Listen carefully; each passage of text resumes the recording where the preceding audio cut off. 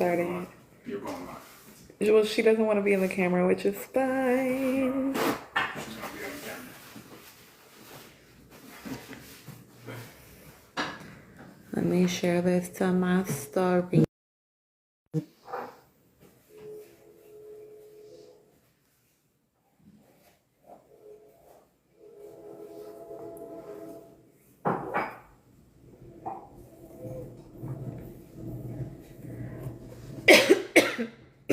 Oh my goodness.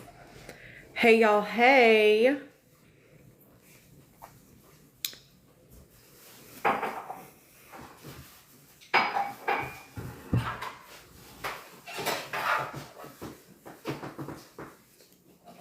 Hi Linda. I want to talk to y'all about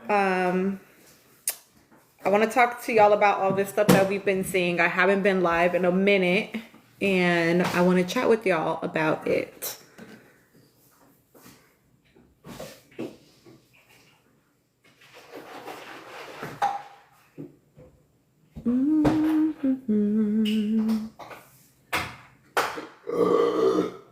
But we'll see.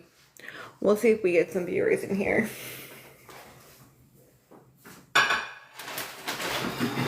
Hi, Trin. Hi, Juanita. Hi, Deb. Hi, Negrita. Or right there at that chair, whatever. They said you're being loud AF. Trini did. Yes, you. Does she want to square up or?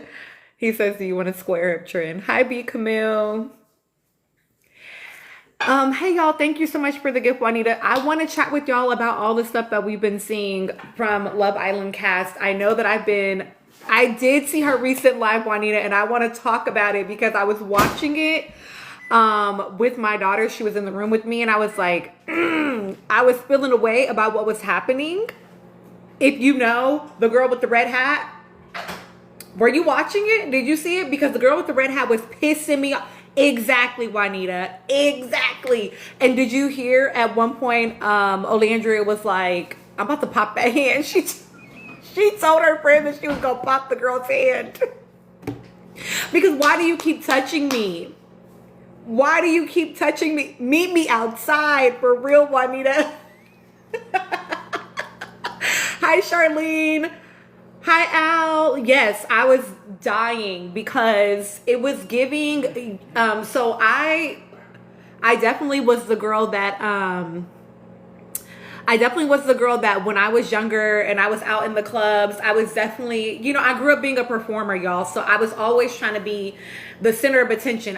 Where's the stage? Because I'm trying to be on the stage. Hi, Ari. Hi, DMIXO. Hi, Indidi. I feel like I probably said that wrong. Hi, Brina. So I definitely was the girl that I was always looking for the stage. I wanted to be on top of whatever, let me be on top of whatever dancing. And it was all without fail, always there was a girl that would try to invade my space. Always, without fail.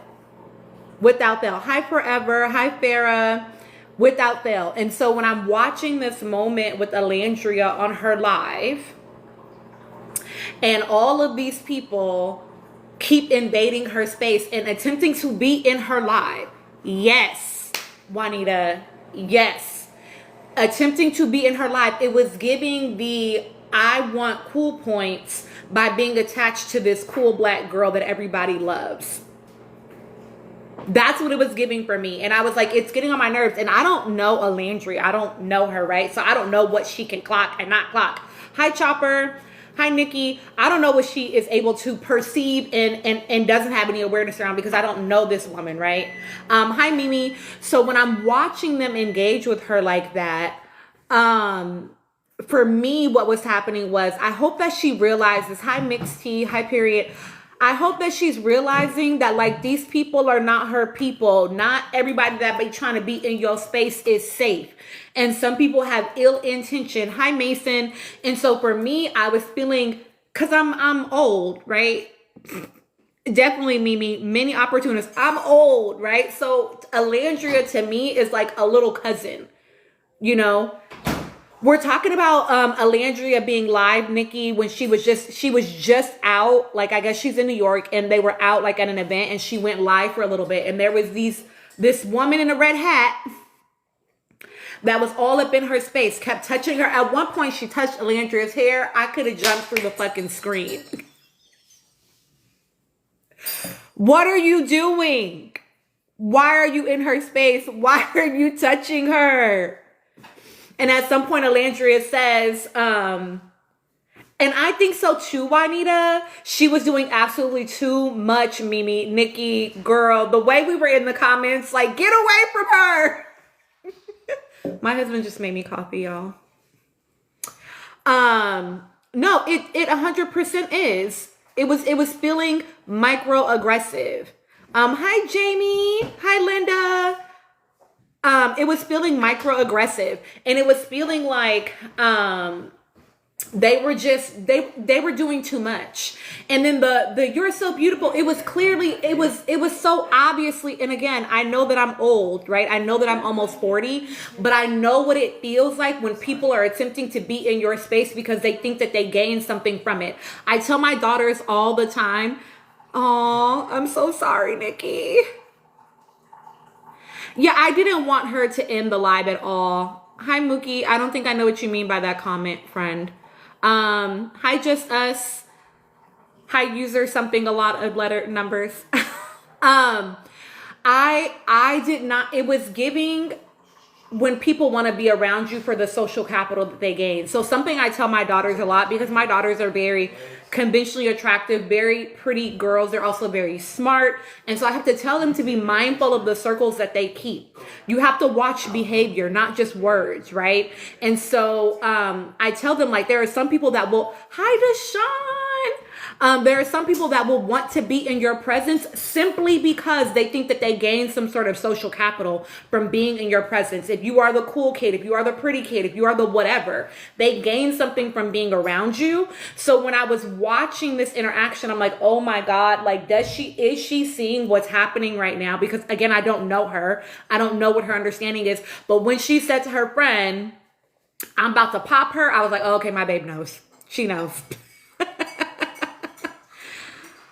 Oh my gosh, Ari, can we say that for real? Because just because I'm teaching you how to do this and I'm talking to you about my leave out does not mean you have a cookout invite. And see, what I feel like is happening is they're so accustomed to getting invites for the smallest of shit that they just were being a little too familiar. At one point, I thought people knew her that she didn't fucking know. That like she was like, oh, like let's take a picture together, which means you don't know her. It was weird. Yes, when she literally moved her hair in the opposite direction, like, what are you doing? What are you doing? Oh, hi Kisa. I'm so glad that your parents gave you that information, and I'm so glad that you've been able to like learn that lesson. Actually. My husband's going to hop on the live too, y'all, because I want to talk to y'all about Taylor and Clark. Hi, Janae. And I think it might be nice to have a male perspective. So this is my husband, Chris. Chris, this is the live. What's up, live? He has to tolerate me. And vice versa. But yeah, I was so glad that she was... her mom said she was always hated on. So then Alandria knows, you know, again, I don't know these people, y'all. So I'm like, ooh, is she clocking it? But she was able to, and I was glad about that. I was glad that she had the one girl there that was like, no, she was like, no, she's my homegirl. Like, she's my friend. Cause I'm like, where is somebody to protect her? I was low key like, where is Clark? Because yeah, I just, it was giving y'all are being too familiar. No, she did say that, Juanita, in her interview with Kiki. She talked about when she walks into a room, she's accustomed to people being intimidated by her simply because she's existing in the space. Hi, Malcolm Jamal. Oh, that's a tough name given our news as a community recently. Hi, Yoshi. Hi, Sandra. So my husband's trying to watch this boxing match at the same time. Y'all tell him he needs to be focused. Mookie, exactly that. Exactly that. Hi, ditch the chain. I mean, are you on here under your pseudo? Oh, that's so cool, Malcolm. Hi, Ryan. His mom actually named him after Malcolm Jamal Warner. Oh, I see it. That is dope. That's your namesake. Okay, Juanita would like to know, what's your opinion on Taylor pushing Clark on the live? Get right to it, huh? My opinion is a couple things. One is what's the girl's name again? Clark. He sort of watches the show, y'all. That's the girl he's pushed. What's her name? That's Clark. It's Clark. Yeah, that's Clark the girl is Taylor. that His name is Taylor, right? Yeah. He's Taylor. She's Clark. Which Right. I love that they both have unisex names. Anywho, off topic. My first thought is that I hope Clark got some people that's willing to, go to work for her. I'll just say it like that. Hold on, let me pause. My husband is a hood nigga, y'all, so I'm just prefacing all the rest of his comments with that. And we love him showing up as his authentic self, okay? Period. Okay, so go ahead, baby. So I hope she got some people that's willing to go, to war for her. But secondly, I think it's crazy, yo. I think it's bullshit if there's, any young women, any man, let me speak to the boys and the men out there. I hope that you don't think that shit is okay and that that's something, and that's a way in which you should show up as a man, because that's not true. That's bullshit. That's toxic masculinity. That's white supremacy and patriarchy telling us how we should show up as men and how we should treat women, especially black women in particular. And that's some bullshit. She said I could tell. So with that being said, let's not show up. But I think he when I first seen the show, my first response or my first opinions of him was, I'll give you something. Hi, Theo. that he didn't like women. He didn't like black women at the very least. Now I'm not gonna, I don't know if he doesn't like women or not. It kind of gives that. But I have thoughts. But he definitely don't like black women. That's for damn sure. Sorry, I don't know if I can cuss. You can cuss. It's okay. Just you can't say certain things. Like I probably shouldn't have said the N word. I actually don't know. I'm not talking to you. Okay. But yeah, that shit is crazy. Hi, Brown Eyes. I think that he. Thank you for the follow. If you look at the video, as I was watching it with her a couple times, you can see in his face that he's like disgusted almost. Like he's definitely angry, and that's just not something you do. I would never put my hands on my woman like that, on my wife like that, like ever at all. I'm not that type of man. I don't show up like that. I don't think that shit is cool. I have children, right? And no, that's not how we do. To say the least. But my opinion is that yes, he doesn't like. Thank you for the follows. He don't like black women. He probably don't like women. He did that shit out of anger. And yes, Kayla, I'll speak to that in a second. And he did that shit like. Oh, Jamie. I don't think it was playful. I tell you that, because I don't think that you should play like that. Like period, point blank. Like that's not something to play with. Yes, Jamie. At all. It's not funny. At all. It's not cute. It's not cool. Whatever the fuck you want to say, but yeah. So Kayla said, "Isn't Clark a black woman? You're confused. Let me help." So when we say things like, I'll speak for me and Chris in this moment. When we're saying things like, "I don't think he likes black women," I have there are lots of people that think that Taylor is colorist, right? They think that he treated Alandria how he treated her because she was a dark-skinned black woman. And they're like, oh, he treats Clark better. But there were moments even in the villa. There were moments even in the villa where he spoke to certain things and said certain things to Clark that gave nasty nice. And I want us to always be being mindful of the fact that, oh, Jamie, thank y'all for the follows. I want us to be mindful that when people say things that make us the butt of their jokes, that's not how people act when they like you. That's not how people act when they fuck with you. You know what I'm saying? It would be like if your homegirl was always joking about you in front of people or making fun of you in front of people. You would be like, damn, bitch, do you not like me? It's giving the same energy with Taylor. And no man should show up like that. I'm sorry, baby. No, go ahead, baby. No man should show up like that. If you like a girl, you like a woman, you don't show up by pushing her and putting your hands on her and shit. That's not how you show that you like someone. That's not affectionate at the like. How is that affection? Don't know, you know. Yeah, let me speak to that, Kayla, because I want to make sure that like what we don't do. Oh, thank you for the gifts. Yes, everyone has their. Go ahead. I'm sorry. I was just gonna say I want us to make sure that we don't normalize rough play. So what I mean by that is there is a such thing. The comments are going fast, y'all. So if I miss them, I'm sorry. Just repeat them again. Thank you for the gifts. Thank you for the likes, y'all. There is a such thing as like roughness being okay in relationships in certain dynamics, okay? What I want us to be clear about, though, is that this was not a moment. She's laughing, but I need us to understand. So if you don't know and you're new to my space, my undergraduate degree is in psychology. My minor was in women and gender studies. My master's degree is in marriage and family therapy. So whenever I have an opinion, it's typically encompassing all of this information that I have. It's not just like my lived experience, though lived experience is actually so fucking valid. All research comes from some sort of lived experience that we decided we were going to get more curious about, right? So I'm not discounting that.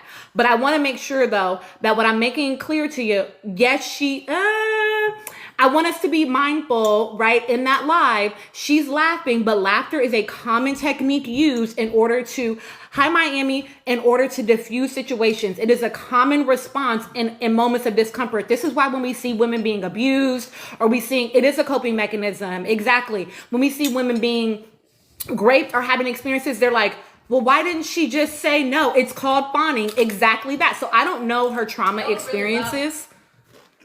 Why are you trying to check me? I was very loud. That's my son, y'all.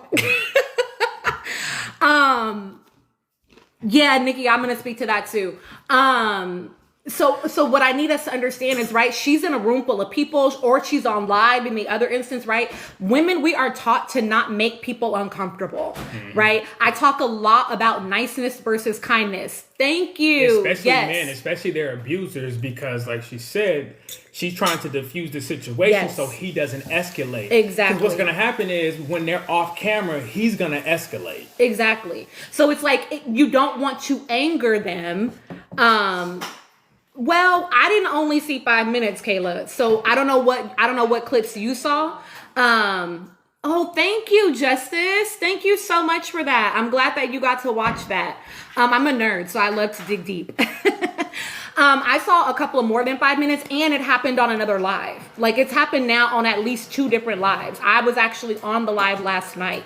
So there's been more than one occasion where he puts his hands on her. And on the live last night, he shoves her and calls her what sounds to me, it sounds like he called her a liar. And then she gets into the live and says, oh, he's just mad. Yeah. So we know that it wasn't him playing in that moment. That was about him having a response where he was angry. And any man that chooses to respond to you physically in this way when they are upset rather than using their words is not a safe person. And I'm not going to make the jump to say he's beating her butt off of camera, because obviously I don't know that, right?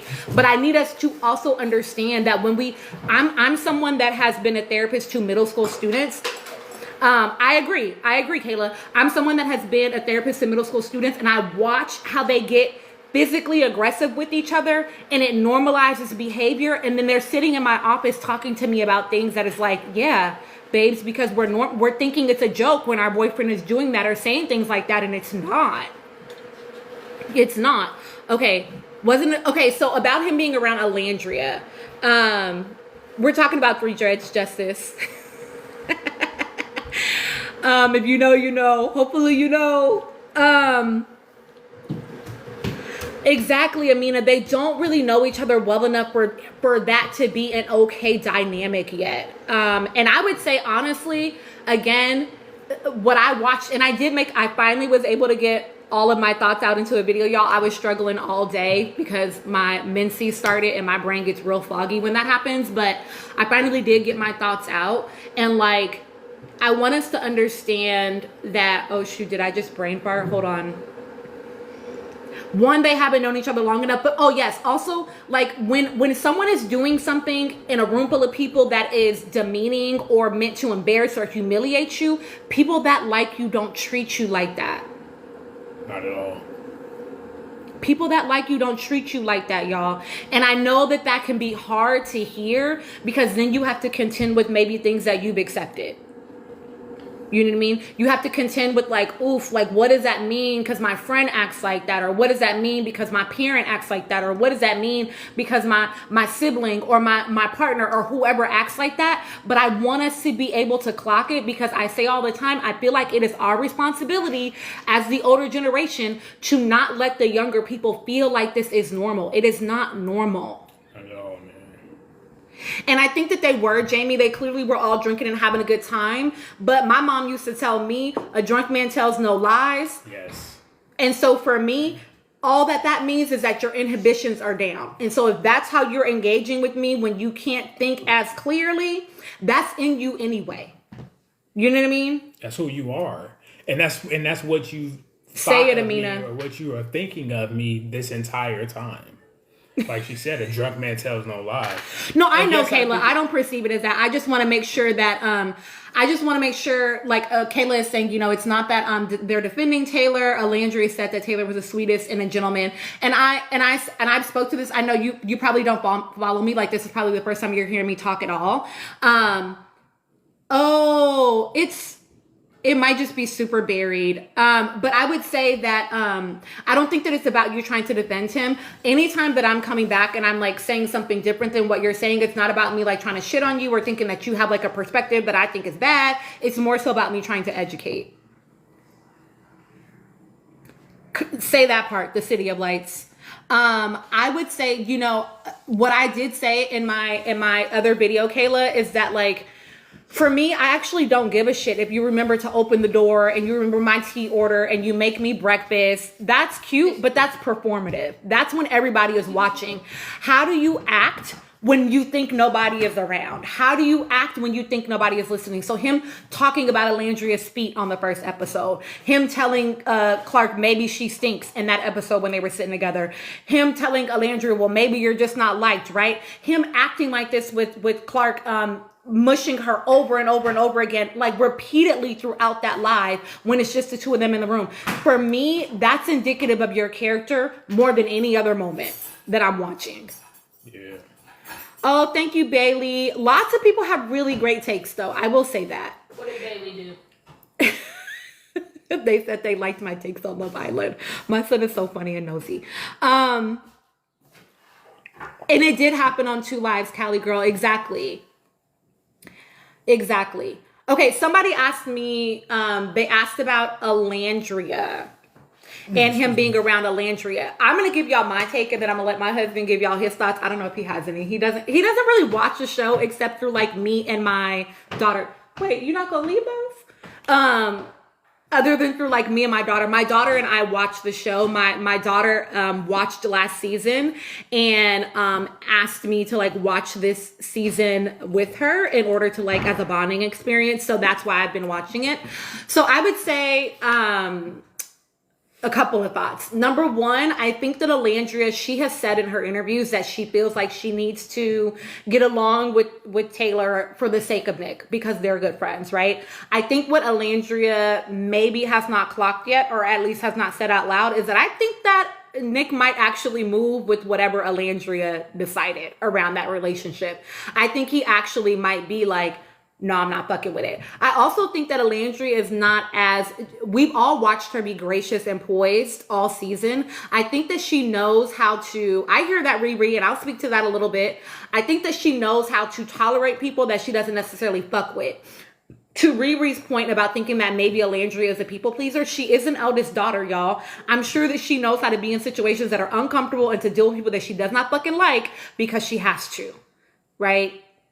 That said, when she hopped into the live and then he got a little bit too close and people were like, he needs to back up, blah, blah, blah, blah. she started laughing and she was like, oh, y'all don't play about me for real. Like, he's gone, y'all, right? So I think that she also like gets where a lot of us are coming from. And she is very diplomatic, Teresa. I think she's young enough where that makes sense to me. I would not be surprised if that changed as she got older. Oh, I didn't see that. I did, Miami. I did. Her ruffling Alandria's hair, girl. The way I wanted to snatch that girl through the screen.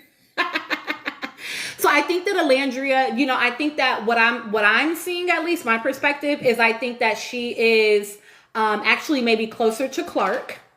I think that partially, and I don't know, but I think that partially she sees herself as maybe like protecting Clark based on how we watched her move in the villa. Right? When she says to Clark, be careful because he can switch on you at any time. That gave big sister trying to look out for little sister. And then watching her kind of like engage with Clark and them like holding hands, like them kind of being close. I think that she's not as trustworthy of Taylor as people are perceiving. And I think that she might see herself in some ways as insulating and protecting Clark. But like Nick told her in his speech, right? Sometimes you are loyal. What did he say, Nani? Sometimes you're loyal to people that you don't remember, but that don't deserve it. Something along those lines. If you remember exactly what it said, drop it in the comments. So I think that partially what we're seeing is her thinking that she's protecting. I think so too, Amina. I think that, I think so too, Kayla. Yes, that you don't get back. Right. Exactly. C. Washington. Thank you. Thank you, C. Washington. I think he's being nice to her, and I think it's performative, Care Bear. I struggle to even, well, I guess I would say I think he's being nice, but I don't necessarily think he's kind. You know what I mean? Thank y'all for quoting it exactly. But let me speak go ahead, on baby. that because he can be like, because the word performative, right, in men, right, sometimes can perform niceness in certain areas, in certain arenas, in certain situations to seem one way. And they can be nice to women that like, sometimes it's like, it's Miami. that have been like, you know, I'm gonna use this word, but I'm gonna use the word like friend zone. Taylor has been friend zoned by Alandria, right? So he can be nice in the sense of he knows that he has no chance of like romantic relationship with her. So I'm gonna be nice to her as a friend. Furthermore, man perform for other men. His relationship with Nick can also be the reason why he is nice to her. Because if he knows if he comes out and or that he's not or whatever, he's gonna have to deal with Nick. And we all know how Nick feels about Alandria. So Nick might fight cuz or something. He might, you know what I'm saying? He might ain't no telling what he'll do. So I think that's something to bring to light in this situation and to look at how performative men are at times in certain situations, especially when it comes to women, and especially when it comes to how men perform for other men. Okay, does that make sense, y'all? I agree. I think that like that potentially Taylor is performing with, I think it is performative, period, whatever his intentions are. I don't think it's real because I think if he really liked her, he wouldn't have said some of the things that he said to her, right? So him being nice is absolutely a performance. And I think a lot of that has to do with the fact that he does want to maintain access to Nick. And he knows that if he F's it up with Alandria because of how Nick moves about Alandria, say more, Kayla, about what you think about that and we can chat about it.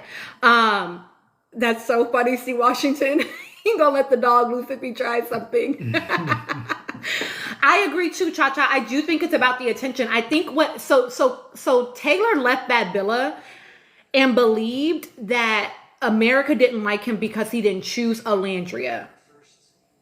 And he doesn't realize that America did not like him because of how he moved with Alandria. Part of his performance of niceness with her is an attempt to get back into the good graces of America. I don't even think that it's like he has a crush on her or he wants to be with her. I think it literally, again, back to what I said before with Alandria and those girls in her live earlier today, a lot of that is about just having proximity to her in order to gain social capital. Right? You gain social capital by being in the good graces of America's princess. You know what I mean? He would choose Nick, oh, not they trying to start that. He would choose Nick over Clark. When did he say that? Yeah. When did he say that? On God, Amina, you're too funny for that. On God. Gang. You gonna call him? I haven't, I've seen people say that a couple of times. Oh my gosh, thank you. So cute. Adatola, tell me if I'm saying that wrong. Will you correct me, please? And actually tell me the phonetic spelling of your name so that I can say your name right. I believe in saying people's names correctly. What do I think about Taylor allegedly telling Nick not to explore Alandria earlier in the season? I actually haven't seen that anywhere. Oh, thank you. Yay, I'm glad I did. I haven't seen that anywhere. I struggle to give opinions about things that I don't know to actually be true. But if he did say that, I mean, that would be shocking to me, only because it seemed like Bella said that they had agreed. Y'all are so sweet for that. Thank you.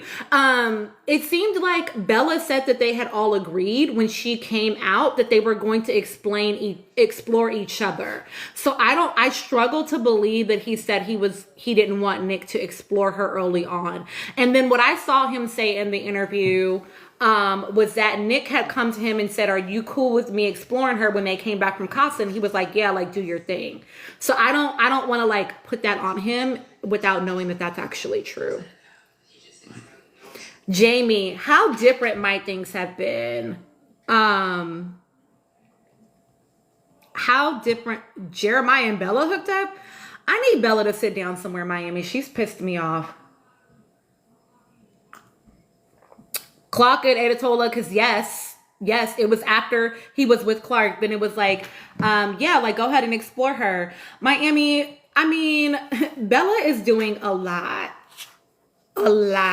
She's doing a lot for somebody that was in the villa for 72 hours. I'm exaggerating. I don't remember how long it was, y'all. But like her saying that she, like her mom saying some of the stuff that she said in people's comments, her doubling down in defense of her mom rather than calling her mom out. Like it's just, What did her mom say?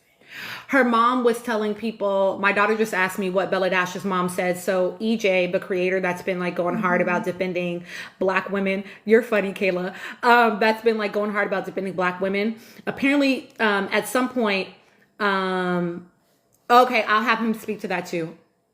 Was like, bless your little Black heart to him and to like other Black people, but was not saying that to other people. So it was very explicitly aimed toward the Black people making comments about Bella Dasha. The fuck? Exactly. What's your POV on Nick still being friends with Taylor after how he treated Alandria?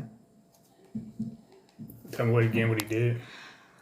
No, they just want to know what you feel about Nick still choosing to be friends with Taylor despite all the ways that he treated Landria in the villa. Like how he strung her along, how he, again, y'all, I'm catching up on some of this stuff, how he strung her along, how he like said to her like, oh, maybe you're just not liked, how he like said he wasn't physically attracted to her, but like kind of cock blocked on all of her other opportunities so that he could stay in the villa. You know what I mean? Like basically shitted on her connection with Jalen so that he could stay. Like, I guess put it from the perspective of like, how would you feel if it was us?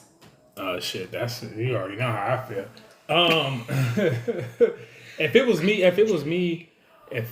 was me and like say her, right? I ain't fucking with cuz off top. Like we can't be friends. We can't be friends. That might have just turned us into enemies, and it's probably on site. But y'all, I'm sorry. But yeah, I think it's I think it takes a particular type of man to be willing to stand up and defend women, you know, in all like without having to be like in close proximity to that woman or have some type of like relationship with that woman or whatever the case may be. I don't know Nick well enough to know if he's that guy, if he's willing to be like, nah, I can't fuck with you because I'm a type of guy that I stand up for women regardless. So I've seen the way that you've treated this woman that I like and that I'm with or whatever the case may be. And even if I wasn't with her, and even if I didn't like her or whatever, I've seen the way that you move in life and I don't fuck with niggas like that. that might. I mean, say the N-word. okay, my bad. I don't know. Can we say the N-word? Sorry, y'all. I mean, say the N-word. okay, my bad. I don't know. Can we say the N-word? Sorry, y'all. I don't fuck with people like that. So, dudes. So, that's not the type of dudes that I want around me. That's not the type of man that I want in my circle, or the type of man that I want to call friends. So I would just, if it was me, I would be straightforward with him. Now, I don't know. Nick is a lot younger than me. I don't even know how old Cuz is, but I know he's a lot younger than me. I think he's only 24. Oh, that nigga young. I mean, Yeah. he young, but yeah. So it just depends on that. But if it was me, nah, we can't even. We can't. And he disrespected my wife. Nah, yeah, bro. It's. I will say this about my husband, y'all, that there have been times that we have been just out hanging out. We out the club, whatever, right? And we're leaving the club, and I've either noticed a man being disrespectful or inappropriate with the woman, or he noticed, and my husband will put hands on other men that he doesn't know, for women he doesn't know. So he definitely is not going to tolerate that about me, about somebody that he actually loves and cares about, right? So for me, I agree. I feel like at some point Nick does have to draw a line. I don't think that a Landry is going to make him. I think that would make her uncomfortable to ask him to do that. Thank you, Kayla. I think that would make her uncomfortable to ask him. They said you're a real man, to ask him to do that. But I do think that she would I think she would appreciate if Nick did that. I know. That's one of them things. I'm sorry, baby, No, to cut go you off. That's one of them things that as a man, you don't even want your woman to ask you something like that. That's just something as a man that's just how you should move automatically. She shouldn't have to act like she said, like, yeah, she would come in and appreciate that. You know what I'm saying? That's going to probably give you some brownie points, I guess, or whatever you want to say. But yeah, that should be automatic. It shouldn't be something that she has to ask, right? Because that comes into the whole mode of like protector, right? And that's a whole other topic we could talk about. But that does dive into that little bit of that whole protector thing, where you should stand up. There's certain things you should stand up, and she shouldn't have to ask you. Yeah. A lot of people are asking like what we think is going to happen at the reunion, but Zia wants to know both our signs. Sagittarius. Pisces. Don't be a hater. Do you know if they're in New York filming the reunion already? I don't know if they're there. Because that's where the last one was. My daughter is asking me if they're in New York to film the reunion. I don't know if they're in New York to film the reunion, as much as I know she's there because she said she's working on building her brand. Period, Diamond. Are you a March or a February Pisces? Yes, I agree with that. Many men do prioritize relationships with men overall. Yes, and Deshaun. that's the problem with men. That's the problem. March, yeah, March what, Diamond? Period. To my other Pisces up in here, my February Pisces, Adatola. Okay, they said it's not recording until August 7th. Thank you, Divine Feminine. March 6th. Shut up. I'm March 8th. Pisces gang. Okay. Anyways. Don't do that. Don't do that. My daughter's gonna chime in too, y'all, but she doesn't want to be on camera. Right, babe? March 12th, Daylin. Yes, so many Pisces in here. Period. Unfortunately. March 13th, so many Pisces. Ah! Oh, do I think Nick will check Taylor at the reunion? Better. I'm gonna tell you that right now. Okay, ain't no Sagittarius in here. Like, what's up with that? Like, what's going on? Okay, I love an Aries. See Washington. It's too watery for upset. Okay, December 7th. Okay, we like see the you. fire signs too. Do we think that Nick will check him? Brittany, I love me a Pisces. Me and Pisces get along so well. Shout out to your sis. I also totally get along a lot. Some of my best friends are Tauruses, but I also really love Geminis. I'm gonna tell you this, Nick. I love Aquarius too. My Aquarius baby just gave me the face. Nick better. But I love Geminis. Malachi's hilarious. How What's can he you thinking not? about? You just told on yourself. Oh my god. I'm a Sag 12/19. I'm 12/11, so shout out to I my love Sag. Leos too, Brittany. My sister's a Leo. Her birthday was actually on the 24th. How many days ago that was now? I'm on vacation, so I'm not keeping track of the days. Yes, Sagittarius, Moon, Capricorn, Sun. My little sister's a Cap. Okay, I'm sorry, 11/27, but we only like December Sages. Don't do that. He's just kidding. We love all joking. Sages. I love all Sages. I love all Sages. Our daughter's a Sagittarius. We also have a Libra. We have a Gemini and Aquarius. But I was gonna say Nick better check him. He better. For real. I think that he will. I will. And if he doesn't, I don't know if I think it's going to be on camera, y'all. I don't know if I think it's going to be on camera. Okay, he's December 11th and our daughter's December 6th. I don't know if I think it's going to be on camera. I don't know if I'm that type of Sag, but this is the most talking y'all gonna see me do in a long time. He's so quiet. This is why I always tell people if my husband is talking, he actually has something to say because he is not a yapper like me. That's probably how he survives. Me and my Gemini, we are yappers. My Aquarius daughter is being judgy right now. I get he might, but see, check him about how he moved this season, Paris. Yeah, people are wanting to know if we think Nick is gonna check Taylor. I don't think it's gonna be on camera, y'all. Aurora Rose, shout out to you. But I do feel like if it doesn't happen, I'm gonna be suspicious about their ability to have a longer term successful romantic relationship. Yeah. I'm gonna tell you this: Yes, I am, Juanita. I'm a licensed marriage and family therapist. Thank you for the follows. I don't have all that. I used to be a street pharmaceutical representative. And I have a master's degree in hood shit. Stop. And yeah. That's exactly what he said, Divine. Exactly what you think it was is what he said. Y'all, we're an interesting dynamic. We listen and we don't judge. Divine feminine, period. No, Ari, I agree. I will say this. Thank you, Nicole. If Nick doesn't do that shit on camera, for me, I'm questioning him. As a man, I'm questioning him because, yes, I feel like there are some times when depending on the friendship and the relationship, I think there is sometimes where you gotta pull your dude, you gotta pull your friend to the side. You know what I'm saying? Everything doesn't need to be for everybody. But given this situation, and since all of this was so much camera, it was already so much on camera, I think that you need to make that correction.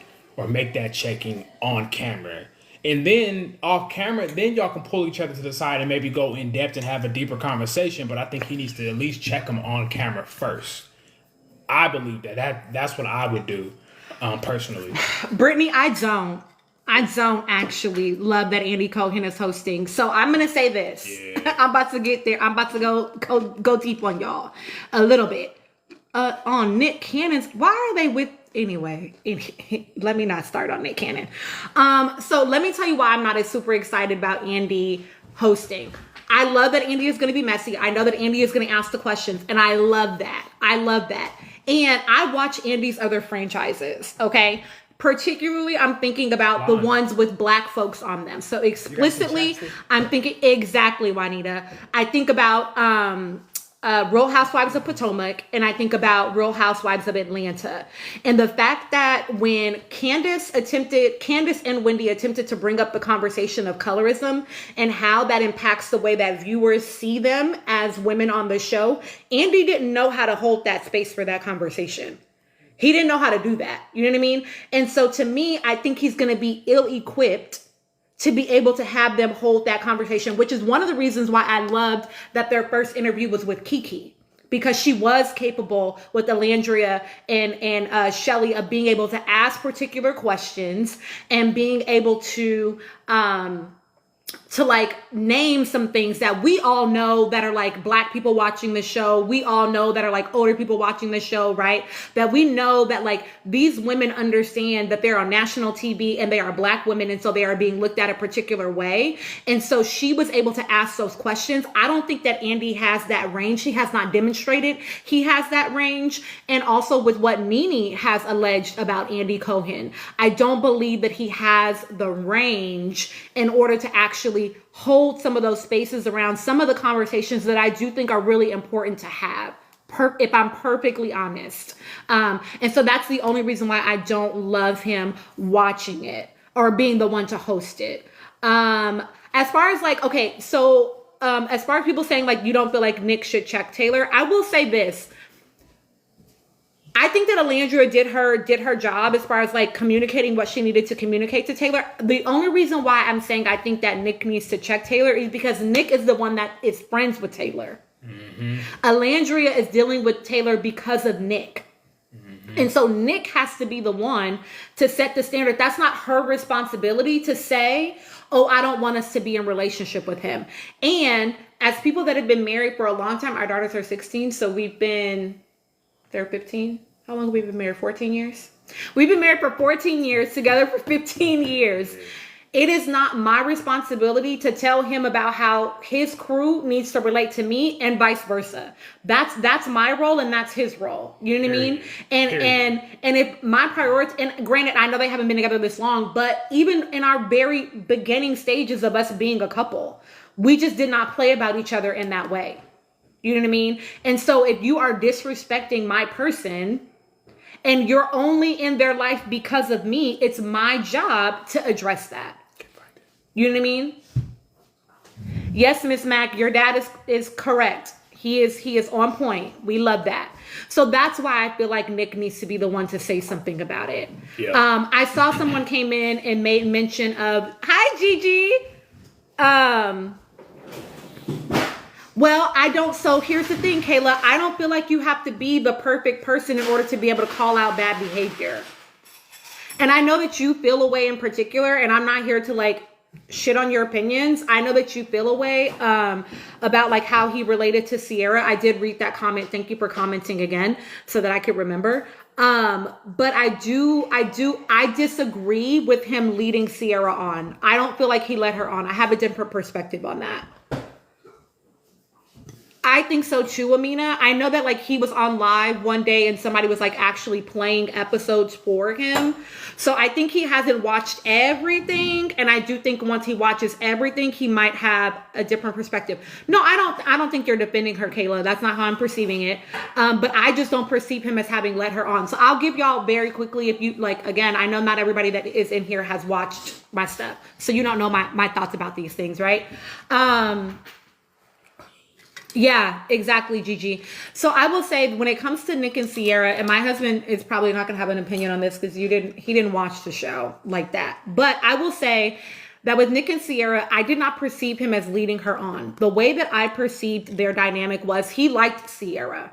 I think he also liked Alandria. So there are a couple of things that I think are at play. Number one, Nick has already told us that he's been in ethically non-monogamous relationships before.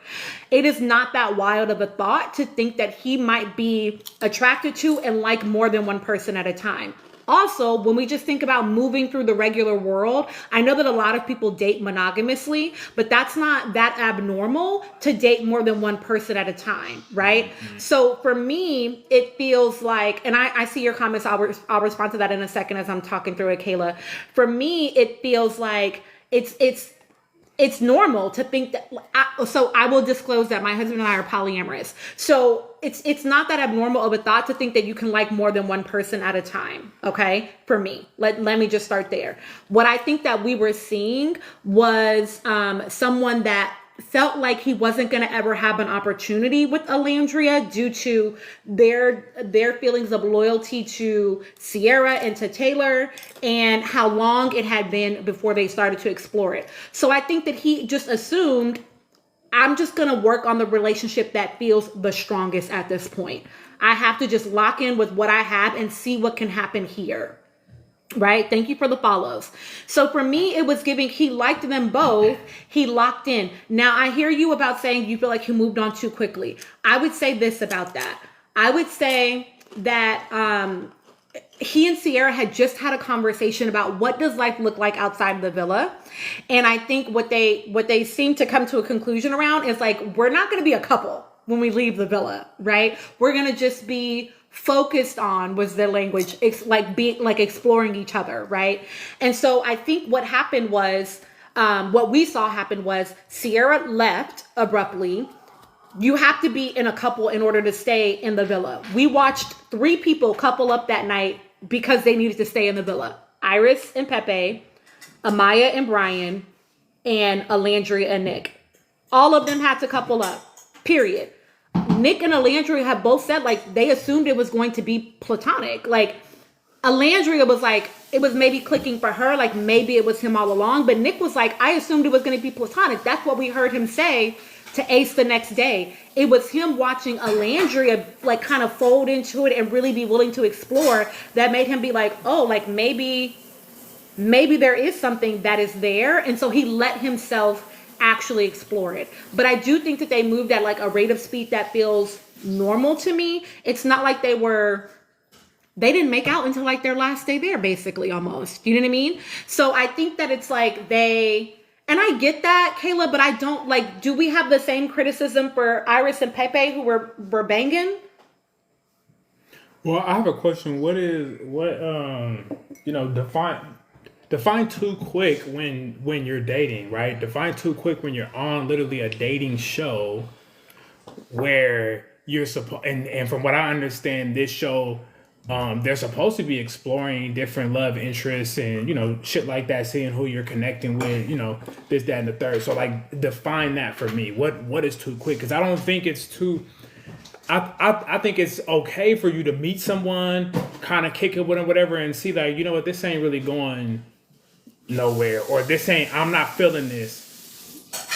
But that's what their argument is. So my babe didn't watch the show like that, y'all. So I think what they're saying is like, he was coupled up with Sierra. He and Sierra actually like locked in at one point, like they closed off, and then Sierra got sent home. So they're feeling like because of the amount of time that he was with Sierra, because he was basically with her from the very beginning, but they felt like it wasn't long enough for him to then be willing to explore Alandria in the way that he did. Wait, hold on. Okay. But wait, you just said back up. You just said she got sent home? Sierra, so he doesn't know the show. Sierra got sent home because Sierra said the on her Instagram stories. Okay. And got sent home because of it. Okay. I think I remember that. But what I'm saying is that he stopped. So what y'all saying is that's true, Danae. They were very clear about that. He stopped exploring Sierra because she got sent home. So yes. Then he moved on. He had to couple up with Alandria in order to stay in the villa. Okay, so yeah. He had to. Yeah.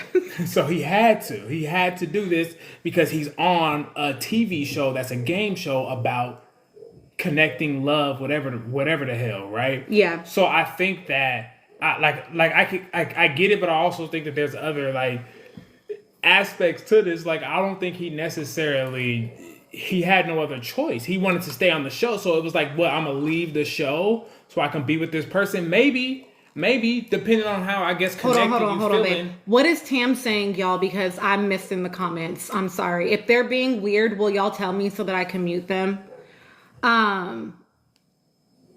Yeah. Acting like who was together, Tam. Yes, Jay. So I agree. I feel like we don't have and I'm about to be annoying a little bit, but not to people that follow me, because people that follow me actually know how I am. People say that it felt fake and forced between Alandria and Nick, but did not have the same energy for Amaya and Brian or for Iris and Pepe. So let me tell y'all why I think that is. Alandria and Nick had a foundation of friendship. They had been friends the whole time. People talked repeatedly about. Hold on real quick. ZL, can I make you a mod real quick?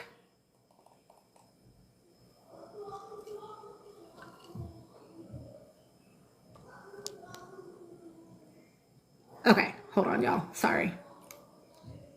Let me make them a moderator real quick. Sorry, y'all.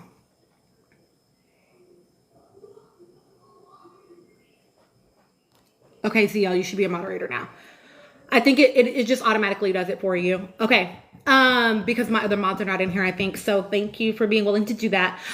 So I wanna be clear, right? Amaya and Brian had like one conversation before they coupled up that night, right? But Nick and Alandria and Iris and Pepe, I'm gonna give them credit. They had friendships before that because they had been in the villa already together before that, right? So they had, oh, thank you, Amina, I will. They had a foundation of friendship. What I think that we see is a lot of people don't want to believe that Nick could be attracted to Alandria. Mm-hmm. And I want y'all to be curious as to why you feel that way. Because how does it feel forced when we listen to this man say, repeat, she's the most beautiful woman I've ever seen. She kissed him the first night there. He kissed her in the blindfold challenge. We're literally watching them demonstrate attraction to each other over and over and over again. But they also were locked into their couples. And they said, they've also defined in their conversation since leaving the villa that guilt got in the way. Alandria explicitly said about the Soul Ties kiss. She said, I didn't want to be honest about what I was feeling. I didn't want to be honest because immediately I felt the guilt. She said that.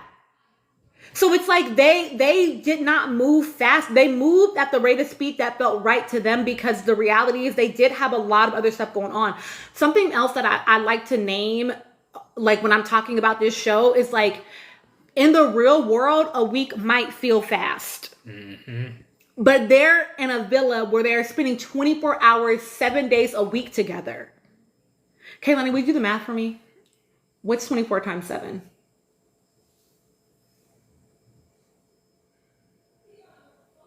She wrote it off too quick. There's 24 hours, 7 days a week is 168 hours. Divide 168 by let's say if in the real world you're spending maybe 6 hours a week with your person. Divide that by 6, please. That's 28 weeks, which is 6 months in the real world. So they're having so much more time together than they would in the real world. You know what I'm saying? So to us, it seems fast. But it's probably not to them. They have literally no outside connection. They're able to literally focus completely on each other. I don't know if I believe that, Kayla. I mean, it's one thing, I think you can say people are beautiful. That doesn't mean that you're attracted to them.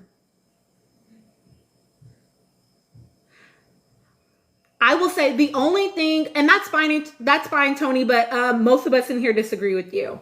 And I think that they have continued to show that over and over and over and over and over again, especially outside of the villa. I will say too that, all the girls that came into the villa were beautiful. He wasn't pining after every single one, right? He said a lot of the stuff that his mom said, which was Alandria really sort of made him step up. I think there are things, somebody said it beautifully. I don't remember who it was, but they were like, Nick liked Sierra, but with Alandria, he also likes himself. Does that make sense? He sees the change in himself and he also likes that in addition to liking her. Whereas Sierra, maybe he just liked her.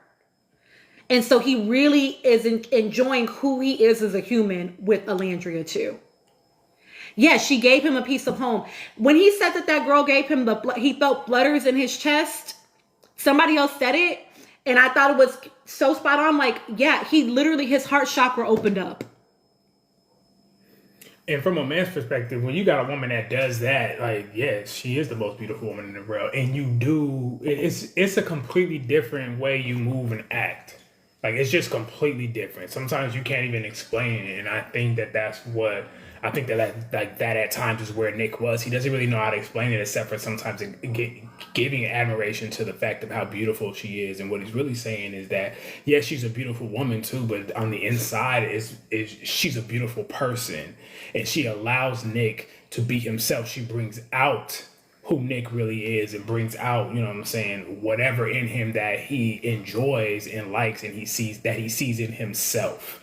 And that's something that sometimes you, like I said, you can't fucking put words to, but it's something that you have to feel.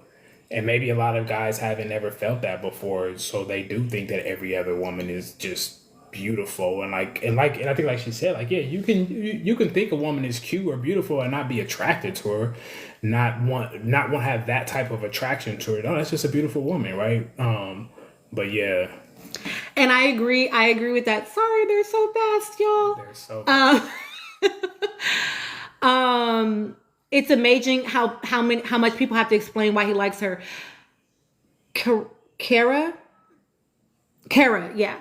I agree. I feel like we don't have to defend a lot of the other couples, and that goes back to my point that I feel like people do this because they are an interracial couple. I really do. I think that people struggle to believe that a conventionally attractive white man can be, oh, Kara, thank you for correcting me. I love that when y'all do that. I like to say your names right, so please correct me if I say them wrong. I think that people, they cannot imagine a conventionally attractive white man being attracted to, and I'm not going to add the part that we know is right, but to a dark-skinned black woman. It doesn't matter that she's beautiful to them, because some of them struggle to even see her that way simply because she is a dark-skinned black woman. Period. Whereas they don't have the same smoke for Brian and Amaya, and they don't have the same smoke for Iris and Pepe, even though they all coupled up on the same night. And I also want us to clock that people are not wondering about the legitimacy of those couples. And I think it's because a lot of people equate physical touch and physical intimacy as some sort of evidence of depth and closeness in a relationship. But the reality is, and I've said this 1,000 times, if physical intimacy was the way that we determined that a relationship was solid, then we would not have situationships. We would not have people that are friends with benefits, or that we've been fucking for 8 years and he ain't never asked me to be his girlfriend. I ain't never asked, them. We wouldn't have that if that was the truth. You know what I mean? I don't think, Kayla, I do feel like Iris and Pepe were more summer flingy, but I honestly feel like them staying out of the public eye gives them a real chance at maybe being something more than that. And Adetola, yeah, we saw that they had physical chemistry. They didn't need to prove that. I agree. I think the same, Duke, about Amaya and Brian. On which one, V? I saw her comment on this guy that makes content like Nicolandria content, and it was like a sound of like, I can put on her skin if that's what you want. And she had commented and was like not too much, ha ha ha ha ha. That one? Yeah, I saw that comment. It was weird. The video itself was weird. I mean, just given, I don't think he meant it this way. And, I be doing a lot, y'all, because that's how my brain works. But like, given the way that enslaved black people were treated in this country, that sound is weird in general to use about a black woman. And then the fact that that was the one Nicolandria thing that she chose to comment on. Weird. I also thought it was weird in general. Yeah. No, I agree. I think he was just trying to joke around. It always just is that deep for me. It was like there was so much content that she could have commented on. And there was so much content. Like, why was that the one? Yeah, and I think that her post in general was not great. I agree, Tyree. I feel like they're getting a lot of smoke. It should be that deep for all of us, Gigi, as you know how I feel about that. Yeah, I feel like the most depth that I heard, I'm gonna say Kemry. If that's wrong, please tell me how to phonetically say your name. That Brian and Maya don't even have deep conversations. I feel like the most depth I heard from them was about eating truffle pasta.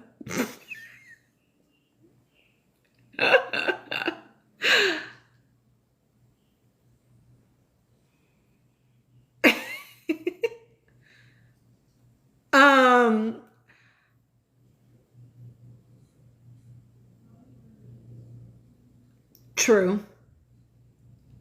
Okay, people want to know our thoughts on, okay, great. Thank you. Okay. Pasta and Hispanic culture. That's rowdy. I would say my thoughts on like Nicolandria's final date. I thought it was really cute. I actually love that they gave them the messages in the bottle, because I've said this before, that I know that there was some, there's going to be some level of awareness for Alandria about how she is going to be perceived, because she's moved through her life, her entire life, all 27 years as a dark-skinned Black woman, and she lived in Alabama. So I know that she knows that there are things being written on her, even if it's not true, for her narrative. She said it in her Kiki interview, that she and Shelly had to water down a lot, because they know people are going to write things on them that are not true about their narrative, right? And so I think it was nice for them to get the messages in the bottle so that they could see some of what America actually did think about them. I think it was very affirming for her. After also hearing from their parents, it really helped her to like breathe a sigh of relief and be able to actually explore without any guilt, if that makes sense. I agree. Yeah, assuming Nick wouldn't be attracted to her on the podcast. To be honest, Kayla, we be making him watch sometimes, but he only be kind of watching. Adetola, will you say what you said again so that I can respond to it? Hold on. I was oh, I agree, Adetola. I agree. What about Ola saying she didn't assume Nick would be attracted to her on the podcast? Paris, I think that that's real, to be honest. I think that that's real. I think that she, I didn't grow up in the South. I'm going to acknowledge, like, I'm a light-skinned Black woman. I grew up in Los Angeles, California. I am what's the word? Like the standard, right? My hair is curly, right? Like, there are just certain things. I had like a little, I've always had a very curvaceous body. I was the standard a lot when I was younger. And so I know what it's like to be fetishized by white people, white men explicitly. And I think that she knows what it was like as a dark-skinned Black woman growing up in the South to not be that, right? Because I watched it happen even here in Los Angeles with Black men, let alone any other race. So I think that she was being honest about that as her experience. My assumption is you wouldn't think that, even though the man is saying it, he's picking her, it's not clocking for her up here. And maybe to some extent she felt like maybe it was fetishizing rather than like genuine interest, which would be so valid to me if that's what she felt as well, because of her lived experience. Mm-hmm. And I agree that I think that the love plant metaphor was him signaling that he's falling in love with her. Him also saying the third time's the charm. Nick. Him telling her in the comments recently when she commented to him, I'm going to take your phone, come home. That's his girl so bad. That's his girl so bad. They're very cute. Very cute. So yeah,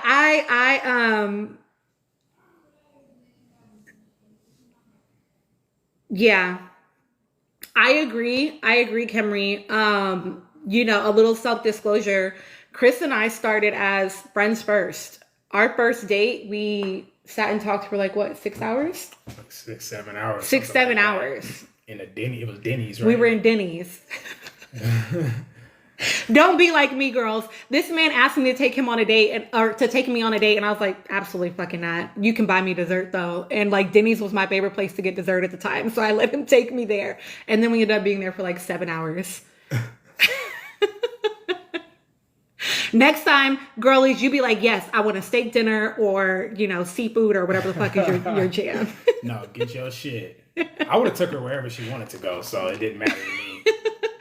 What do you think about them being apart for 6 days? I think it's actually good for them. I think it's a good test, actually.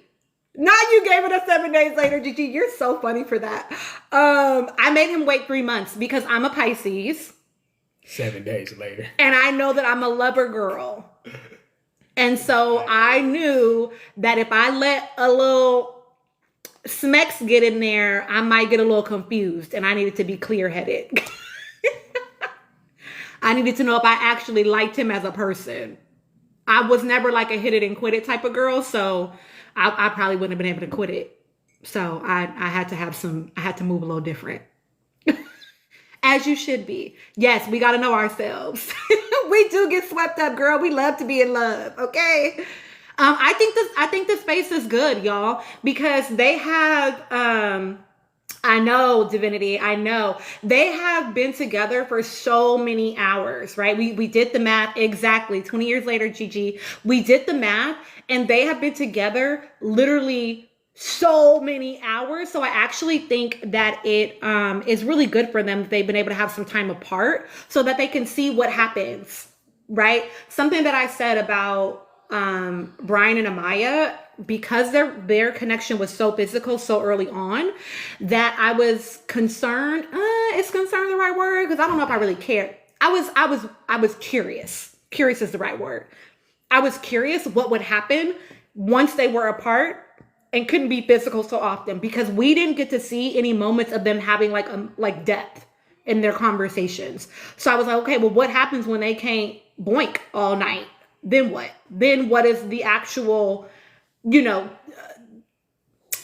substance of the relationship? You know what I mean? So I think that like, because Nick and Alandria have a basis of friendship, that is going to sustain them. And I've always said this, that would give them what they needed in order to potentially like sustain themselves, right? Because if that's my friend, I'm gonna also, I like my friend. I care about my friend. So even if I'm not really fucking with them like that romantically yet, that's still my homie. And so I'm gonna move a certain type of way because that's my homie. Does that make sense? Exactly. And barely even that, Care Bear. My thoughts on Clark and Taylor. Oh, V, I'll answer that question too. I don't know, Amina. I just said 6 because that's what someone else said. To be honest, y'all, I've been a little disconnected because we've been on vacation since Wednesday. Yeah. Wednesday. So I'm kind of in and out on what's happening. Tuesday, really. Tuesday. Just kidding. So I've been I have seen the pushing. I'm hard blinking like Nick right now. Fuck. Because at this point, I feel like Taylor needs to meet me outside.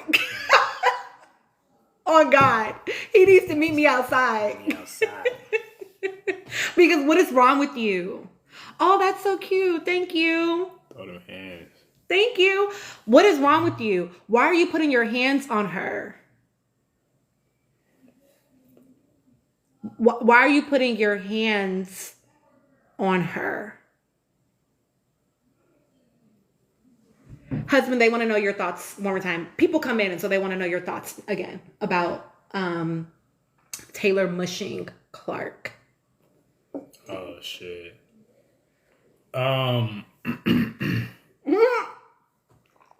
Kimberly almost choked. She said it's the kid feeling. Okay, Creative Mermaid, yes.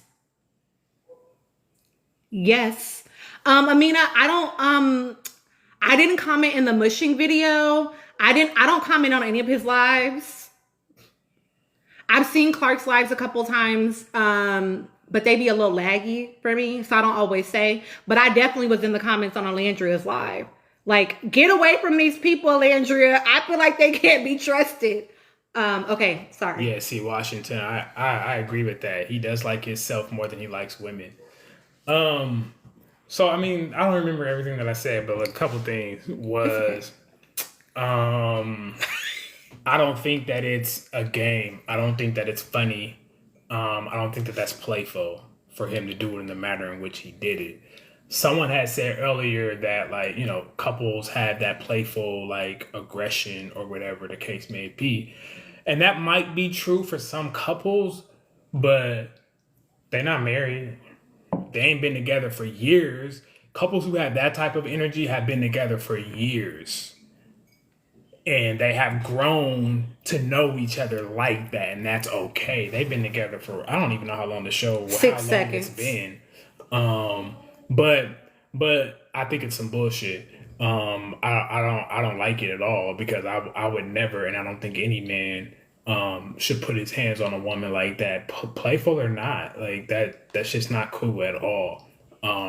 Those are my thoughts. My other thoughts are that, like, I hope she got some people, you know what I'm saying, that's willing to, you know, get their hands dirty. Because if it was mine, homie, I'm gonna say this: if it's one of my daughters, oh yeah, I'm telling you, a couple phone calls, and yeah, I bet you he ain't gonna put his hands on another woman. That's just how I feel. You know what I'm saying? Like, I feel like I hope she got some people that's willing to get their hands dirty for her. Because that's what I think it needs. And yeah, just like I said earlier about, like, you know, any man watching this or any kid, whatever, boys, whatever. I hope y'all don't think that shit is cool, because it's not. It's not how you show affection. It's not how you show a girl that you like her, by putting your hands on her, mushing her face and shit on a live camera. Like, why are you trying to, like for me, it's like, even if you have that playful banter, that's not something that you do on a live, because that's embarrassing. Why the woman that you say that you love or that you with or whatever the case may be, why would you want to embarrass her like that in front of thousands? And these are people who are, you know, celebs or whatever. Or, you know, whatever, they're in that first stages of becoming celebs or whatever the case. Why would you want to embarrass your woman in front of thousands of people like that? And why are you doing it repeatedly? Okay, we drunk, we having a good time once, okay, maybe, and that's still like a hell no. But why would you want to embarrass her like that? Like, that shit is whack. That shit's weird to me. That shit's just whack. And you know, I look. I'm gonna say no, Rayeli. The only reason why is because I don't know if y'all have seen it, right? But there are multiple clips at this point going around of what happened. And he literally, oh my God, it makes me sick to even talk about it, y'all. Like, I get honestly a little bit triggered. I get a little bit triggered. There's the first time that he does it, she's like standing up in a towel and he mushes her, right? And then it was more than 5 pushes. That's the thing. He mushes her, and then she comes and she kind of like... Hold on. I don't give a fuck if it was 1 push. It shouldn't have happened. 5 is way too fucking many. It shouldn't have been 1. It should have been 0. 0. That's how we should... It shouldn't even be something that we fucking talking about, really. So then she comes and she like kind of like wraps around him like this. And then he shoves her, he like pushes her and then shoves her face again. And then I'm going to speak to that. Do I think it's about the wealth? And then she comes and she hugs him. All of that, y'all, is fawning. She is attempting to use affection and connection as a way to shift his behavior. He mushes her again. Sorry, it pisses me off, y'all. He mushes her again. Then she's on the ground. He comes, she's already below him. He comes and he hovers above her and shoves her down to the fucking ground. Again and again and again and again. And then she stays down the first time and then he walks away. That shit pisses me off, so no, I don't want to see all the clips. I've seen some of them, yes. But no. He walks away, she sits back up, he comes back to shove her back down again. That motherfucker... Miss Mac. Yeah, exactly. She should have. And I'm gonna say this, y'all. It makes me so angry because I have my own experiences with this shit, and I know how people try to make it like it's a joke or like it's small. It's not fucking small. It starts like this. Yeah. It starts like this, and then it only gets worse. Okay? It only gets worse. And I agree, Paris, I wish that too, but I also know that women, we are socialized not to make a scene. Yep. And she was in public, right? Because she's on live. So she laughs instead to try to diffuse him. You are so funny. She laughs to try to diffuse him. She hugs him to try to diffuse him. Okay, we're talking about 3 dreads and him putting his hands on Clark. She does all these things to try to safely diffuse him, because if she makes him angry, it gets worse. Off camera, for her, it's going to get worse. This is why, like, you have to be so careful about, oh, yes, Kay, on multiple lives now. It's been 2 lives. 18 from what Nick said. Hey, yo, you stupid. I seen.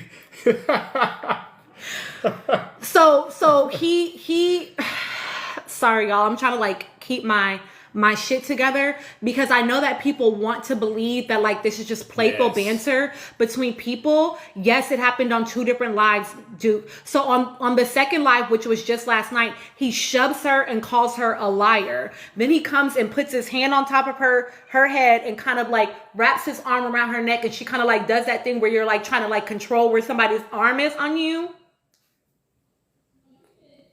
All of this is about him asserting dominance. It is about him, consciously or not, because sometimes it's subconscious, but consciously or not, it is about him demonstrating, I am above you and you are below me. Mm-hmm. It is about him sunning her. It is about him bringing her, knocking her down a peg and letting her know her place. We're talking about 18 dreads.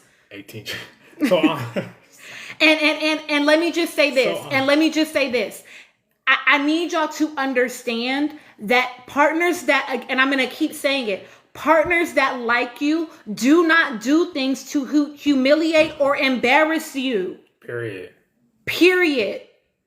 Alejandro, we're not microanalyzing. If this feels like it's not your space, that's okay. But we're going to talk about these things because we know that the demographic watching this show are adolescents and young adults, and they need to be able to recognize when behavior is beginning signs of abusive behavior. Yes. They need to know that so that they can be safe. And people are asking my opinion because I'm a licensed marriage and family therapist. So people are asking for my opinion about it. This is not okay. It's not okay. And if I had a client come into my office and tell me that this is happening, yes, I had a client come into my office and tell me that this is happening. Yes, Annie, tell me if I said that wrong. Every single reality TV show that y'all watch is a social experiment. It is trying to see what can we get y'all to tolerate and digest and ingest and be okay with. Yep. Every single reality show.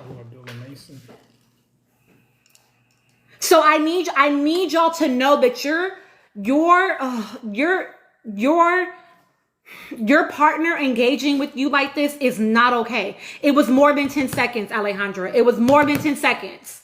If you've only seen 10 seconds, that's okay. But it was more than 10 seconds and it happened on 2 separate lives. So no, we're not going to normalize this.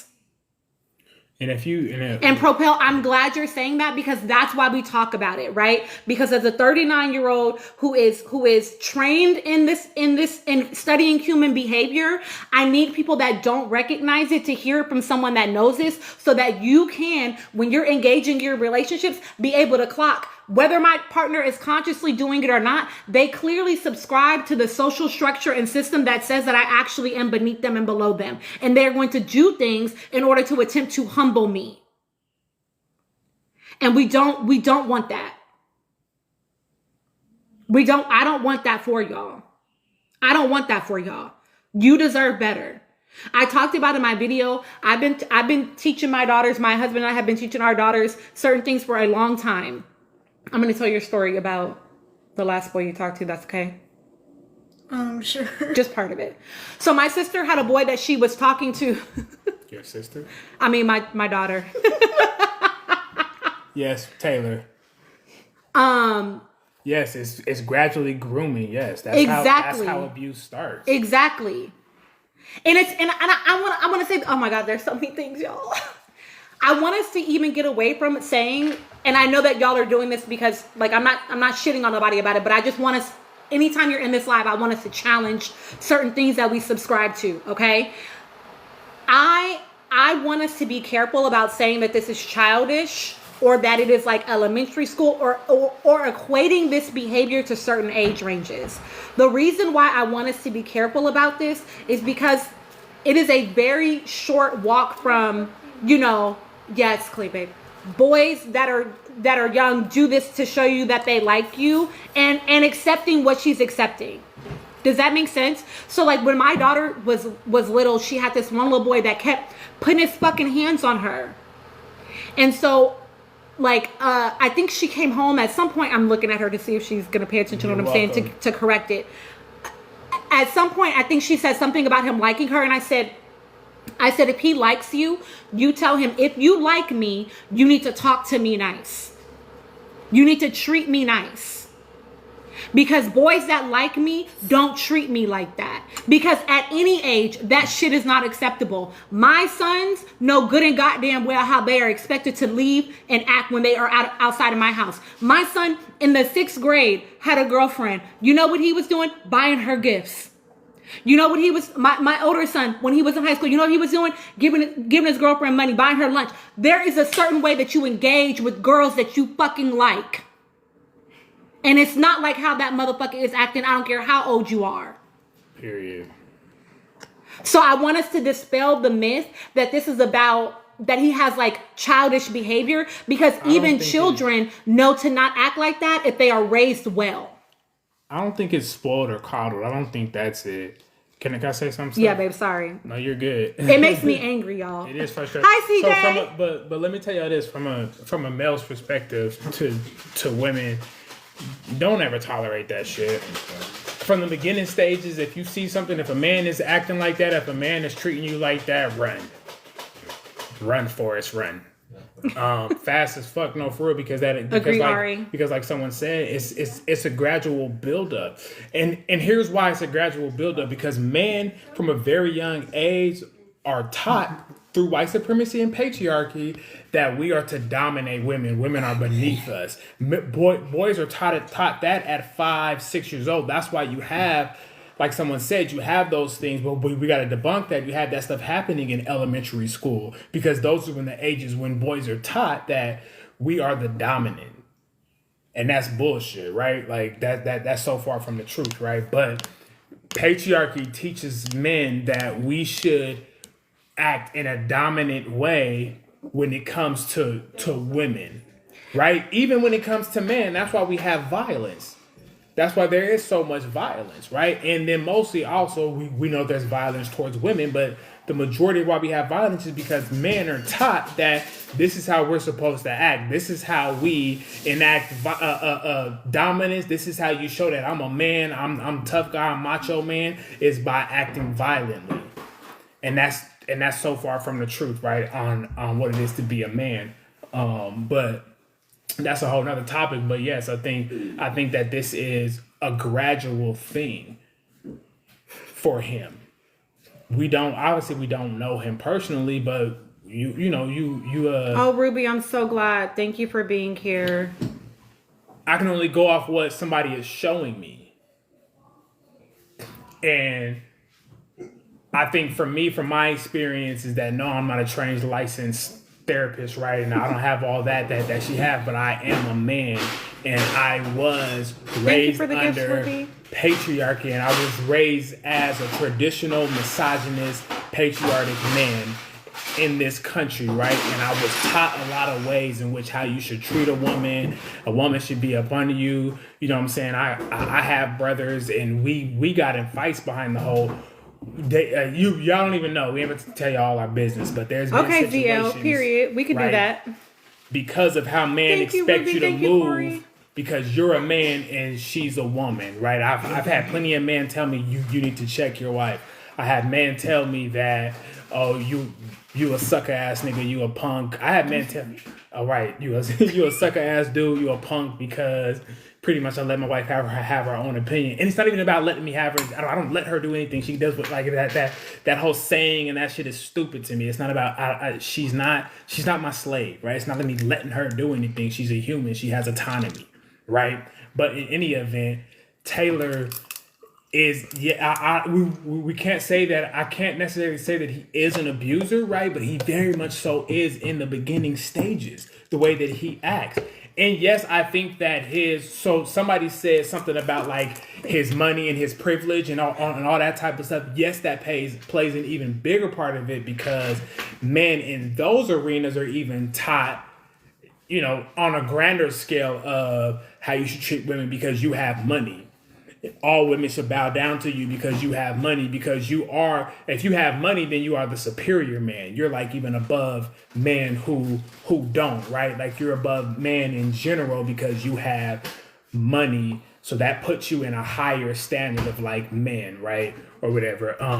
So then, yes, you do act a little bit differently because you think that the money is gonna ultimately save you from all that, and then you grow up thinking that, like, in those areas, you grow up thinking that, one, that all women are gonna flock to you, or all women like you automatically because you got money.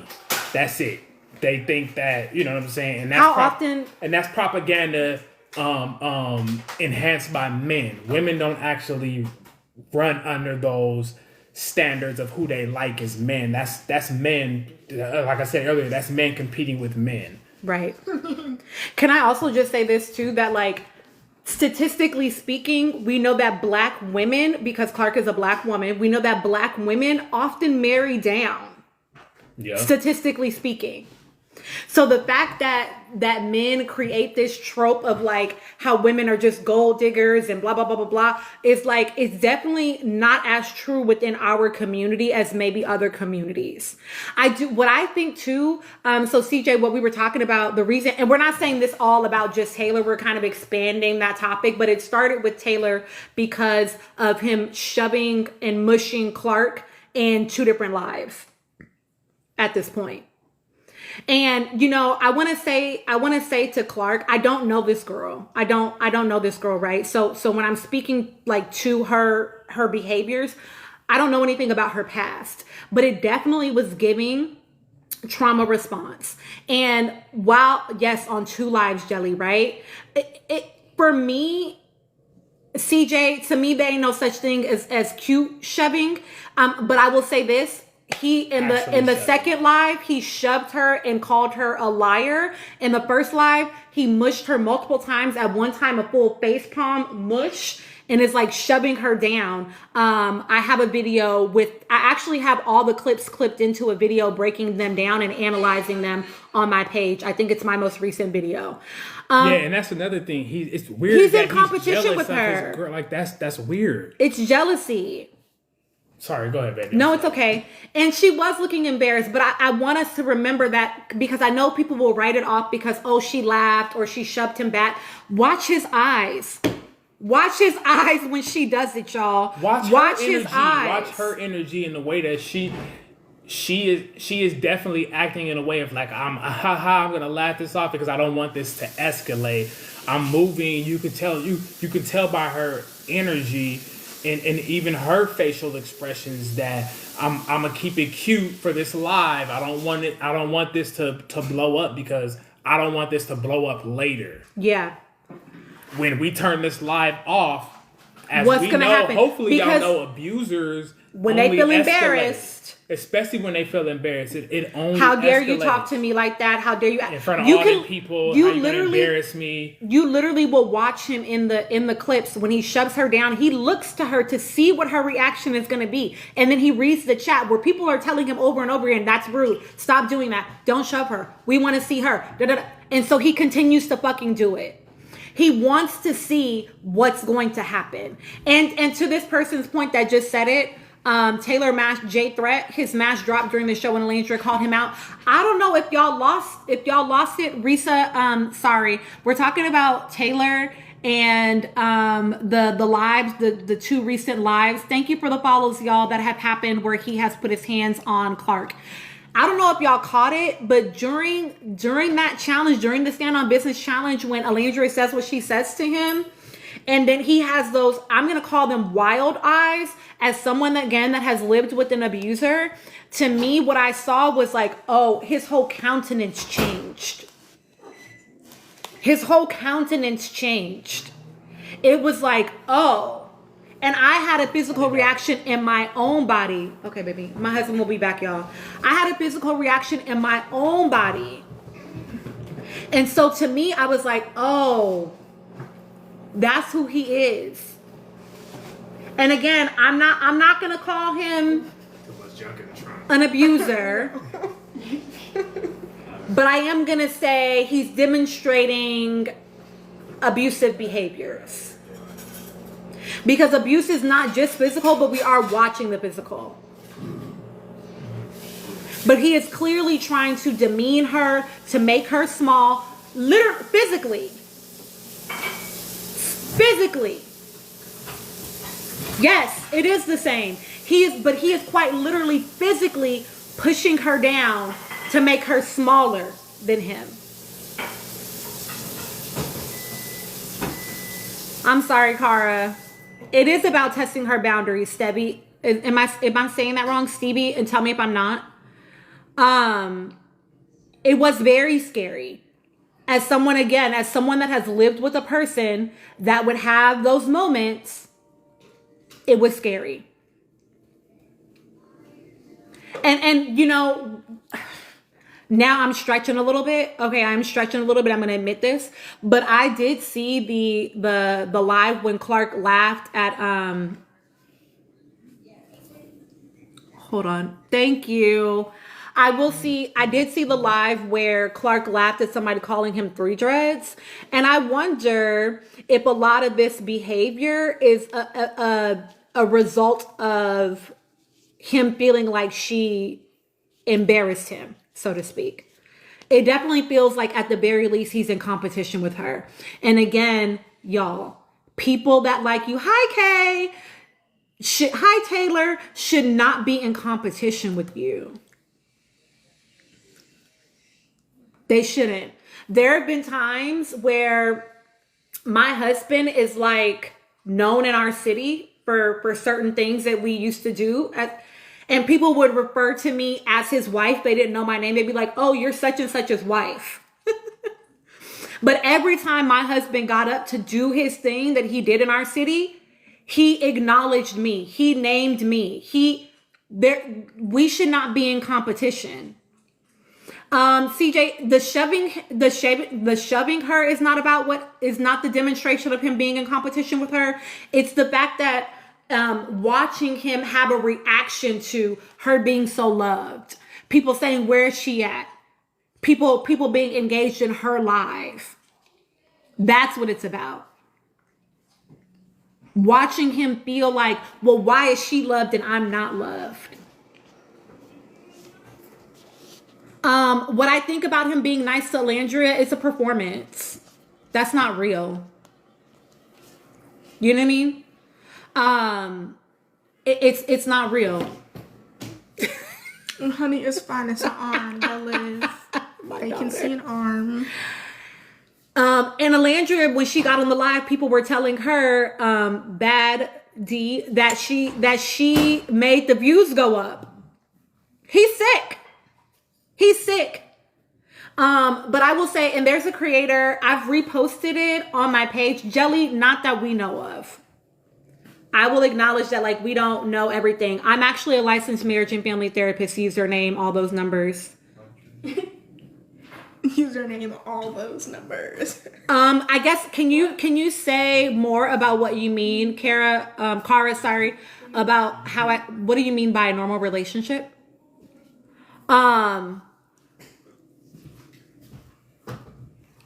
Exactly. He's trying to save face. I will say, dang it, y'all, what was I saying? Oh, he's performing with Alandria. And my husband said it, but I'll say it too. Like, a lot of it is about him not wanting to lose access to Nick, I believe.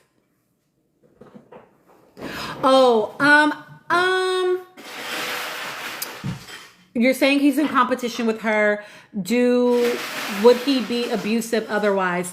I think they're in relationship to each other. I would say if he was not in competition with her, if there was no, because being in competition with her, that has to do with like, what's the word? Almost like y'all, sorry, I told you I'm on my menses. My brain is struggling a little bit. We could talk about that, Creative Mermaid. I'm gonna push on that just a smidge. I want to say that him being in competition with her is also about him. Shit, my thought left. Sorry, I'll come back to it if it comes back. Thinking that he's attracted to Nick. I'm going to say what I said earlier, which is that for me, it actually gives more so the desire to gain social capital from being in a relationship with Nick. I think he's attracted to Nick, not necessarily romantically or sexually. I think he's attracted to what he believes Nick offers him right? And I was telling y'all that I this is a lesson I teach my kids. It's like you need to be mindful of the company that you keep, because not everybody actually is around you because they like you. They're around you because they gain something from being in a relationship with you. The clout, the social capital, yeah. Yeah, I think that socially there is an attraction to what he perceives himself gaining from being in a relationship with Nick.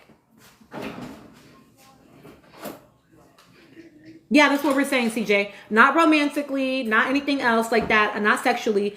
More so, he understands that if he is disrespectful to Alandria, if he moves in a certain, because people were like, why do you think he's being nice to Alandria? If he actually like is an asshole to Alandria, it's very likely that Nick would end that relationship, and he wants proximity to that. I think it could even be that. Duke, to your point, I think that could even be part of it. Like my husband said, a lot of men perform for the acceptance of other men, right? We see this all the time in the discourse, right? That men do things in order to gain the approval of other men more than they do women. If that makes sense. And honestly, Gina, that would track, given with the fact that we know he stayed in that connection with Alandria in order to stay in the villa. More than it was about him liking her, because at that point he had already said he wasn't attracted to her. Oh, thank you, Purple. Make you one, Gigi. Make you one, Gigi, girl. A little cranberry, a little Milagro. Yeah, it's social currency. That's beautifully put. You know what I'm saying? So like, yeah, I think he gained something from being in a relationship with Nick. I think, you know, there's another creator. Oh, that's what I was going to tell y'all. There's another creator. I reposted their post. Yes, Ashley. Now, I will say that I am curious about his attractions in general. I don't perceive Taylor as liking black women. And I say that as a light-skinned black woman. I don't even perceive him as liking light-skinned black women. Personally. There was something that just always gave off to me that he, like from the moment he came into the villa, I was like, I don't think he likes black girls. So I was actually shocked when he coupled up with Alandria. CJ, I can definitely name that. I can definitely talk about that. So I was actually shocked that he coupled up with Alandria. So it actually did not shock me when he stood up for Sierra, and it didn't shock me when he stood up or when Bella came out later and said that they were going to explore each other. I actually don't even think that it's just colorism. I think that, to someone's point, like that proximity to whiteness, I think he really likes that. Right? Because if it was just about him liking light-skinned black women, he would not have related to Clark the way he did. Now, I'm from LA, where a lot of people wouldn't necessarily consider Clark to be a light-skinned black woman, but in the larger culture, definitely I think she would be. You know what I mean? But I think that we know that he's black rodeo royalty, y'all. It is completely plausible. Black elitism is a thing. Mm-hmm. Black elitism is a thing. As someone that grew up around Jack and Jill's and debutante balls and all of that jazz, grew up in the gated community, all of that. Oh, don't make me go there, CJ. You asking me too many questions that I got to answer. Black elitism is a thing. And so considering the fact that his family is like black royalty, when it comes to the rodeo world, there absolutely could be a pressure for him to be married to or in a relationship with a black woman. Don't say anything about that yet. Oh, I'm not. You know what I mean? So like, to me, he may feel, yes, LA, born and raised, Ashley. I'm pretty sure he's an alpha, House of Goddesses. I'm pretty sure he's an alpha. And so I if he is not actually attracted to black women, but feels a pressure to be in relationships with black women, then we see him acting how he acts. Does that make sense?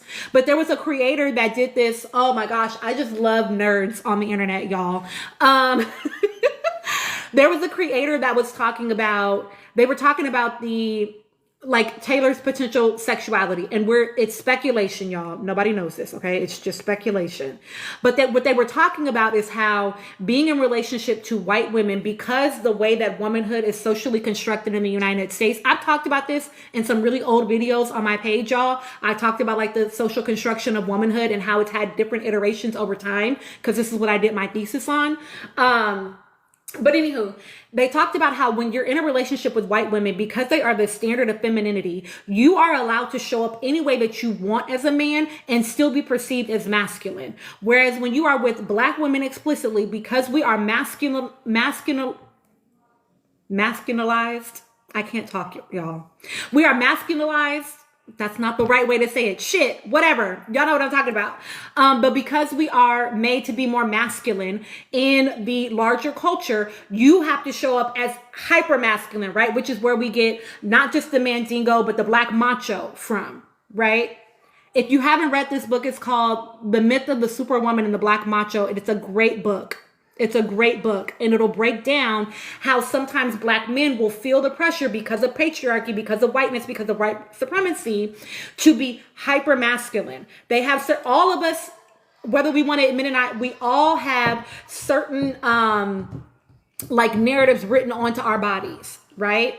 And so what happens is potentially he is showing up, he feels like he has to be hyper masculine, and instead of choosing to divest from his relationship with patriarchy, divest from his relationship with white supremacy, and say, I can show up however I want in my masculinity. He resents these black women that he's with because it requires so much for him to show up in his masculinity, where maybe he wants to be able to be softer.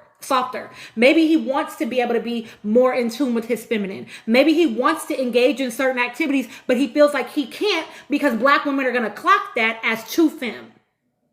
Or to whatever, right? We had we all watched, well, maybe we didn't all watch the Boondocks, right? But when watching the Boondocks, we heard that phrase over and over again, right? N-word, you gay, right? We heard that over and over and over again. I'm not. Oh my goodness. User whatever you're talking about. User whatever. This is not just from the time with Taylor. This is, now I'm just teaching y'all in general, right? The name of the book is The Myth of Superwoman and Black Macho. Will you look it up for me, please? I've actually been thinking about starting a book club, so to speak, because there's a couple of books that I think are so great that would be really fun to like The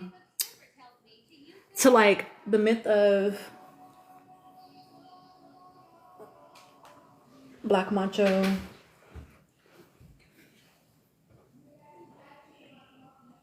There it is.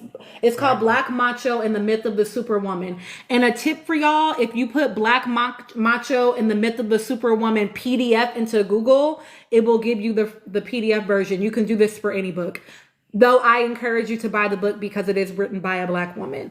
But that book is thank you so much, Gigi. It's a great book. It's a great book. I also really love The Racial Contract by Charles W. Mills. A great book.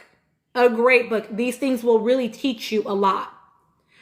Well, so we started Delight from the shoving and the mushing of Clark by Taylor, but now we're just sort of talking in general about how manhood and womanhood show up. So I did my thesis in undergrad. Thank you, Cece. I'm so glad.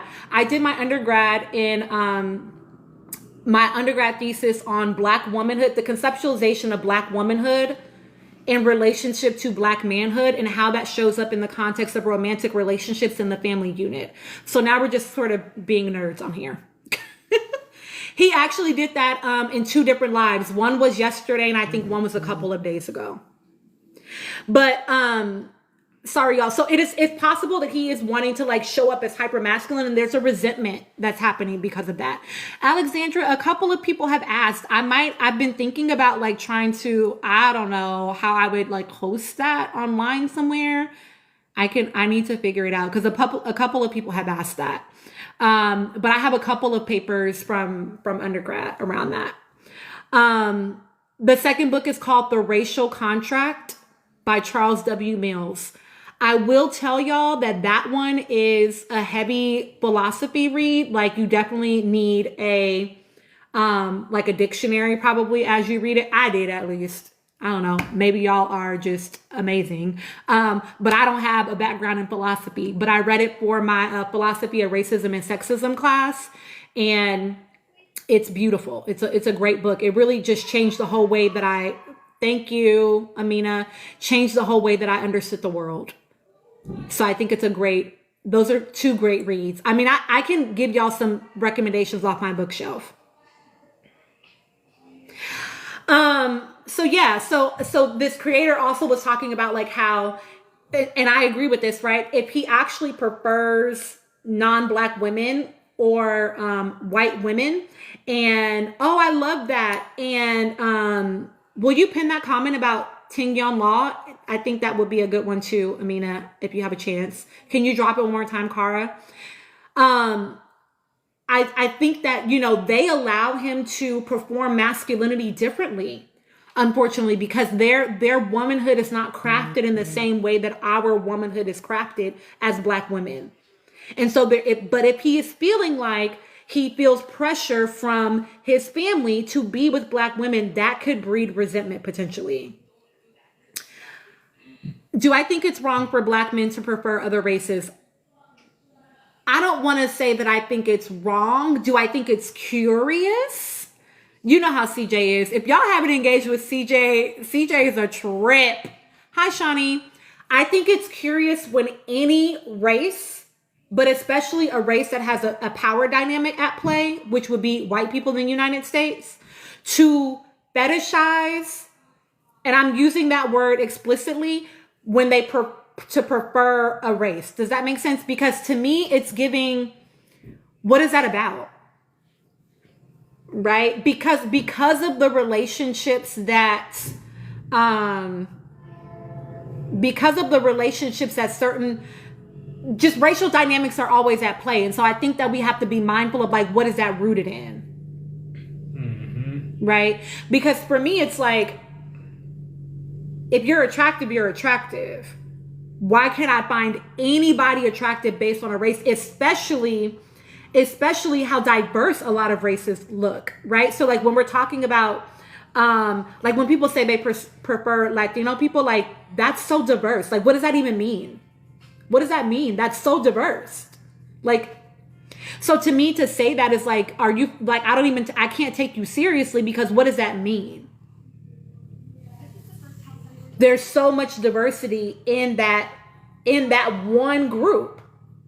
There's so much diversity. So what does it mean to say that you prefer Latina women? What does that mean? Exactly. I agree. I think that we should all Eloquent Rage. Yes, that's another great book. That's another great book. So I don't think it's something, and I thank you, Amina, for leaving that comment and pinning it. Eloquent Rage is a great book. And again, it's about, you can have preferences without dogging out other people, number one, but also you should always be interrogating, like, where does that come from? Yeah.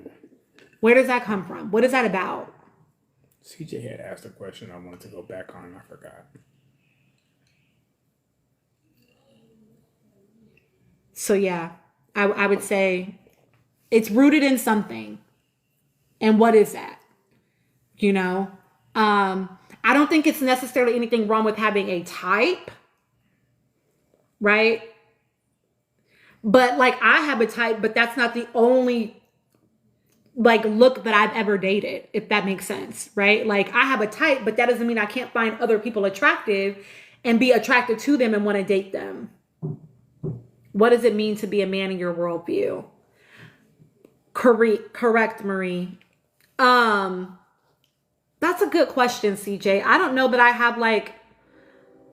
don't have strict definitions of like manhood or womanhood, to be perfectly honest. I think that we conceptualize, I'm being a nerd, but we conceptualize manhood and womanhood differently based upon the zeitgeist at the time. So depending on what the worldview is at the time, we define manhood and womanhood differently. And so I don't subscribe to any particular definition of it. If you are a man, then you're a man. You don't need to perform something for me to say that you're a man. Does that make sense? Personally.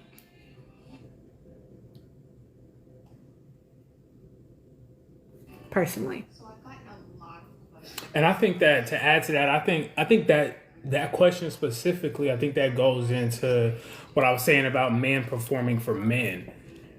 That type of stuff is things that men have, made up to perform with other men. It's like some dude was saying something, I had comment on there. Some dude was talking about how he's just like, he can get any woman because he's 6 foot tall, dark skinned, and has money. And that's not all women's types. Not all women like that. So you can't right. Like that's something that men have generated that is a way in which men compete against each other. It's not. It has nothing to do with what I'm saying. The consensus of all women have said. And another thing that I wanted to touch on that CJ, you had asked a question about. I think you said like is a typical household misogynistic in our opinion. I'm gonna be very careful. I'm gonna try to be, but I don't give a fuck. First of all, I would say define typical, but I also would probably say yes. Most likely, yes. Most likely, the typical household has, what's the word I'm looking for? Has show some signs of like misogyny, and that can show up in a 2-parent household or a 1-parent household as well. So, let's be clear about that. But yes, typically I would say yes. ZL. Yeah, so I think to Leon and ZL's point, we're talking about from the United States perspective, I'm assuming, right? Because that's the only perspective I can speak from. But yeah, I think typical definitely isn't like maybe what we mean is like common. Either way, what I would say is like our country, the United States in general, is under a system of whiteness, which encompasses patriarchy, capitalism, all these things, right? And so, yes, I think that misogyny is baked in. So the racial contract, the book that I mentioned, is actually based on, it's like an extension of a theory called the sex contract, and it's about the contract of gender in the United States. And so I would say yes, that also underwrites everything in this country. And typically, and while that has changed over time, right? Because again, not to nerd out too much, y'all, and I want us to get back to Love Island. I'm sorry, y'all, but I'm a nerd. But like the fact that like womanhood has changed over time, right? Women were not always meek, stay home, take care of the kids, tend the household. That was not always the way that womanhood was conceptualized. Pioneer women were a thing. Yep. White women were pioneer women. They have had their power stripped from them because patriarchy needed them to be the weaker sex, so that they could advance in the way that they did, right? This is why we see us moving in the United States from using midwives to using doctors that are actually surgeons in order to give birth. You hear what I'm saying? So it's like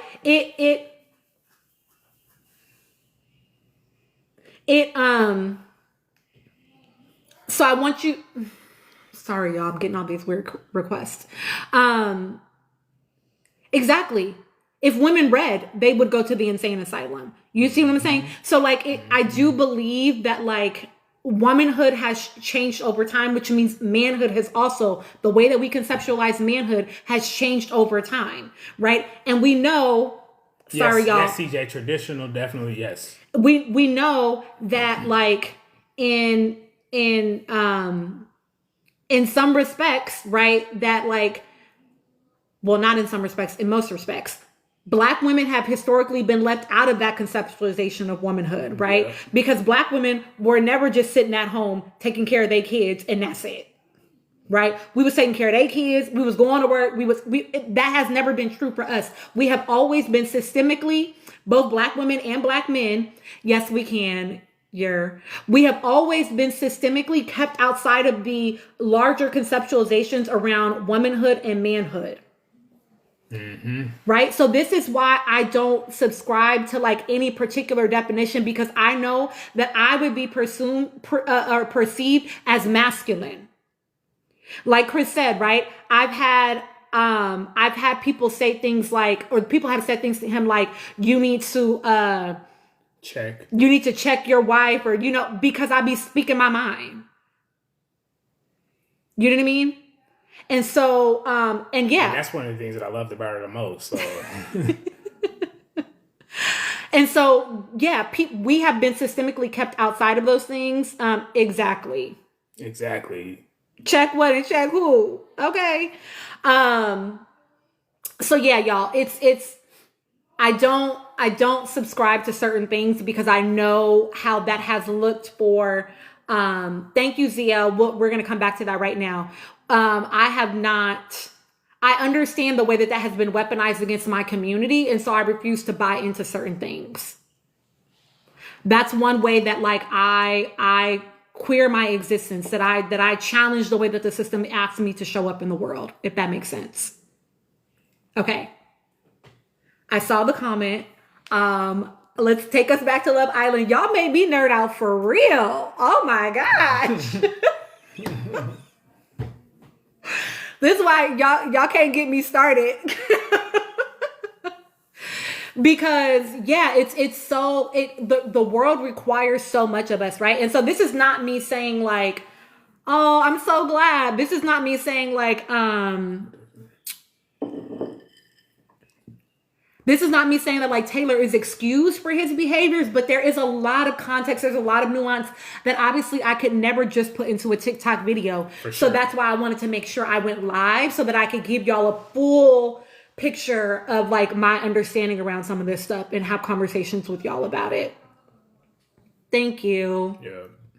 Thank you. I'm so glad, because I'm like, I know I'll be going on. Oh, that's a great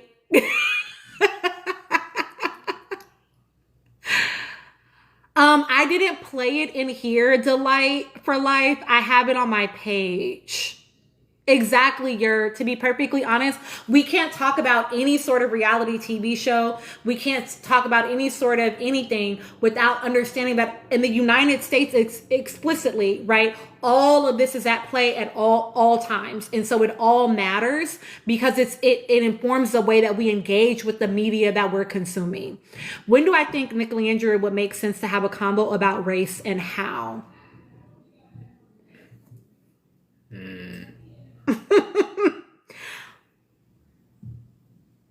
To be perfectly honest, I feel like they should have already had the conversation. Yes, they should have been had that. Delight for Life. It is my very first video after my 3 pinned videos. Ashley, agree. Yeah, I don't know that they haven't J-Threat, but they're just asking me when I feel like it should. I will say that I think they should have had the conversation. I actually don't think they would air it. You know why? Because they've been so shitty about addressing everything else. So I don't feel like they would open up the door for that conversation to be had, because I don't think that Love Island has enough range to understand the importance of that conversation. You know what I mean? But the fact that she has already named in interviews that she didn't think he would be attracted to her because of like the way that it is in the town that she's from, I'm assuming they've had some sort of conversation. And I do think that they should be having that conversation. Ooh, Adetola, we've talked about that in my lives before too. Because yes, right? Y'all know that I be on Huda's ass, okay? I be on Huda's ass. Hard blink like Nick. And I will say that it is not lost on me that they explicitly created, or I'm going to say created a narrative where it was edited so that the Black girls were being mean to this Palestinian woman. And considering what is happening in the world, I don't think that is by mistake. I think that is engineered on purpose. Hello. Because Black people and Palestinian people have historically been in the struggle together. We don't play about each other. And so I do not think it is by accident. I think it's engineered. And it doesn't strike me that for the last 2 seasons, the Middle Eastern woman has been the villain on the show. And it doesn't make her behavior okay. Not at all. Doesn't make her behavior okay. And the editing is editing. Right? So it doesn't shock me at all. Period, CJ.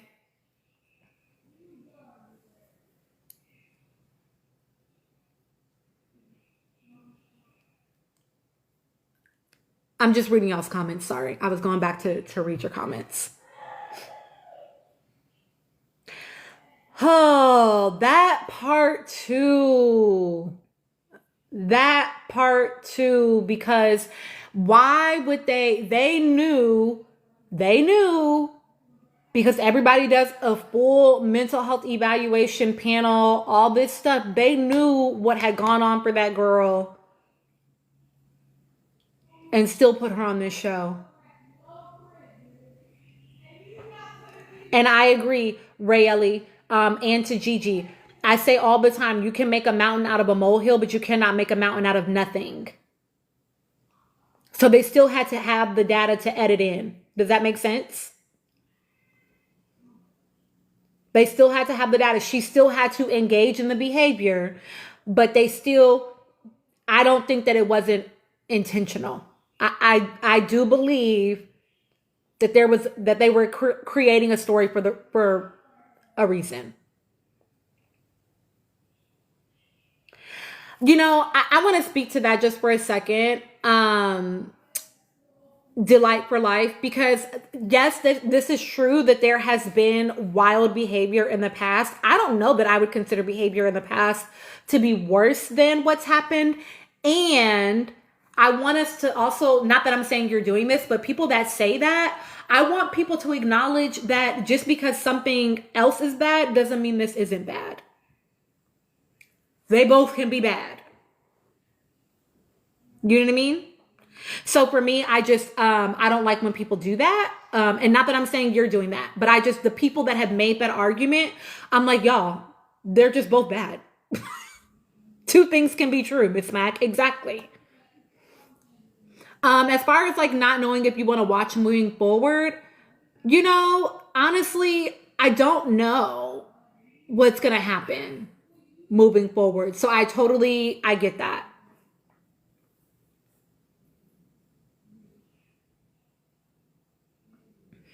Yeah. Yeah. Cara, I agree. The fact that people were feeling like they were worried about her being alone with her, even if they giggled afterwards, to me, that is saying something about what they think about her potential behavior. Yeah, CJ, I agree. Or saying people have stolen from Walmart before, so who cares about somebody stealing from Walmart now? Even though, you know, I tell my kids that that's a redistribution of wealth. Yes, it is. Reparations. Not Dr. Phil. CL. Yeah, that's what. Dr. Phil. I don't know if she needs Dr. Phil. I feel like she don't need no TV doctor. She don't need to be on no other live platform. But seriously, I hope that girl. I can't even hope nothing for her at this point. I was about to.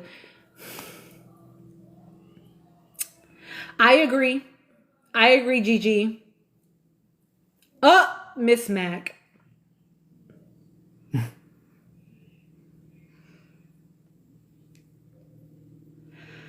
I really hope that too, Delight for Life. Like, I really do. I've said that multiple times.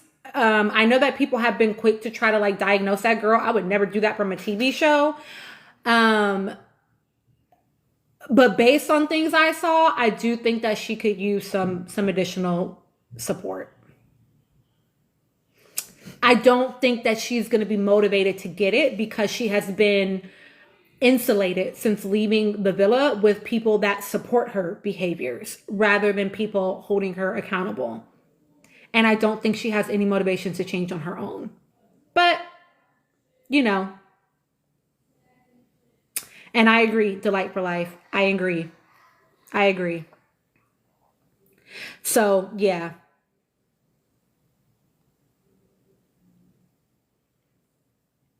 Yeah. Question mark. I don't think it's wrong for people to hold people accountable for their behavior. And I honestly did not see Shelly Melandria do anything other than attempt to hold that girl accountable for her behavior.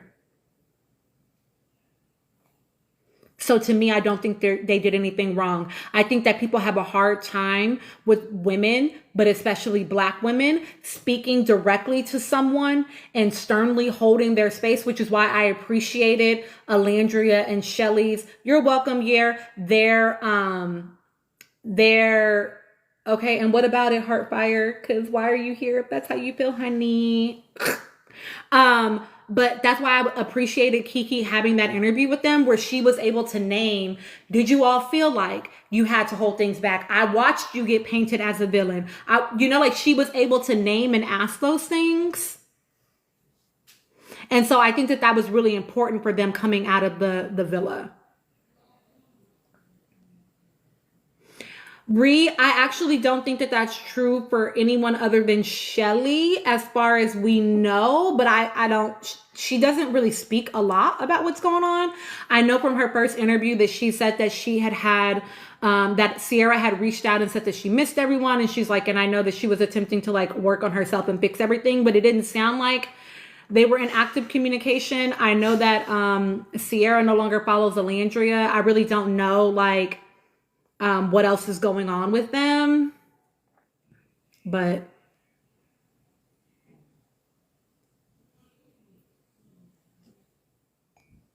I think it's hard for me, to be honest, Reed, it's hard for me to say I see both sides, because it's hard for me to remain neutral in a situation where I feel like one party is so clearly wrong, is so clearly being harmful to the other party.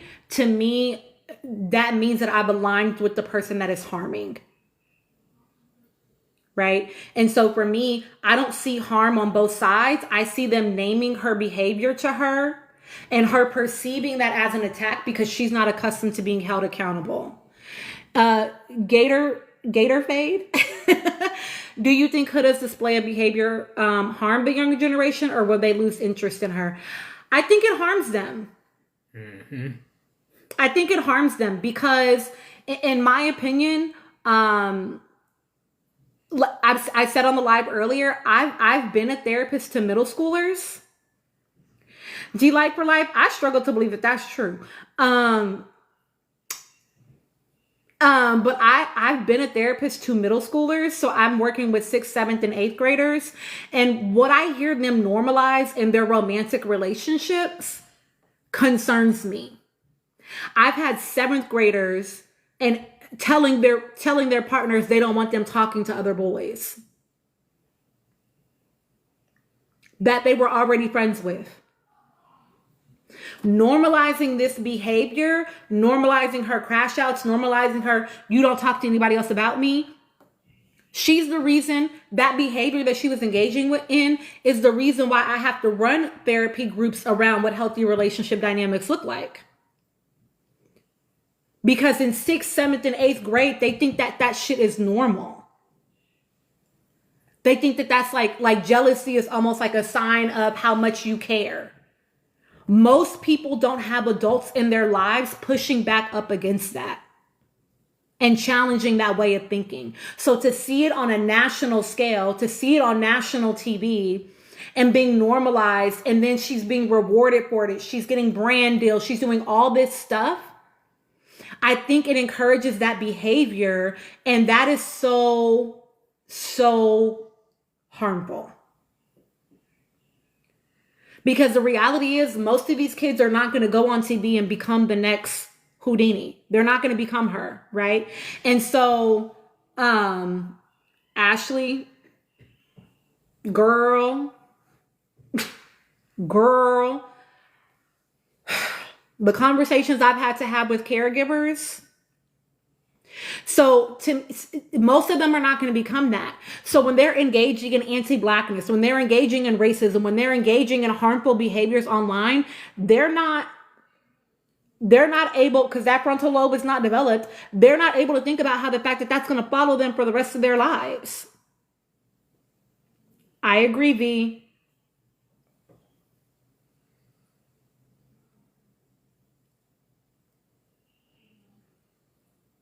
Will you remind me what y'all are talking about, Gigi and Ree?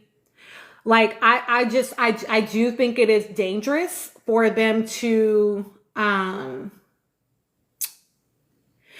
you know, I will say too, that I feel like, C. Washington, I feel like she has a very, someone uses language and I love it, a tentative relationship with the truth. So I don't even know if I think that it actually was true to begin with. Yeah, CJ, somebody said that it's almost like asking people who they voted for in November.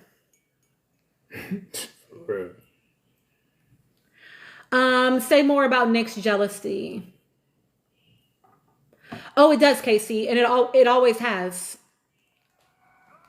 Hi, Shayla.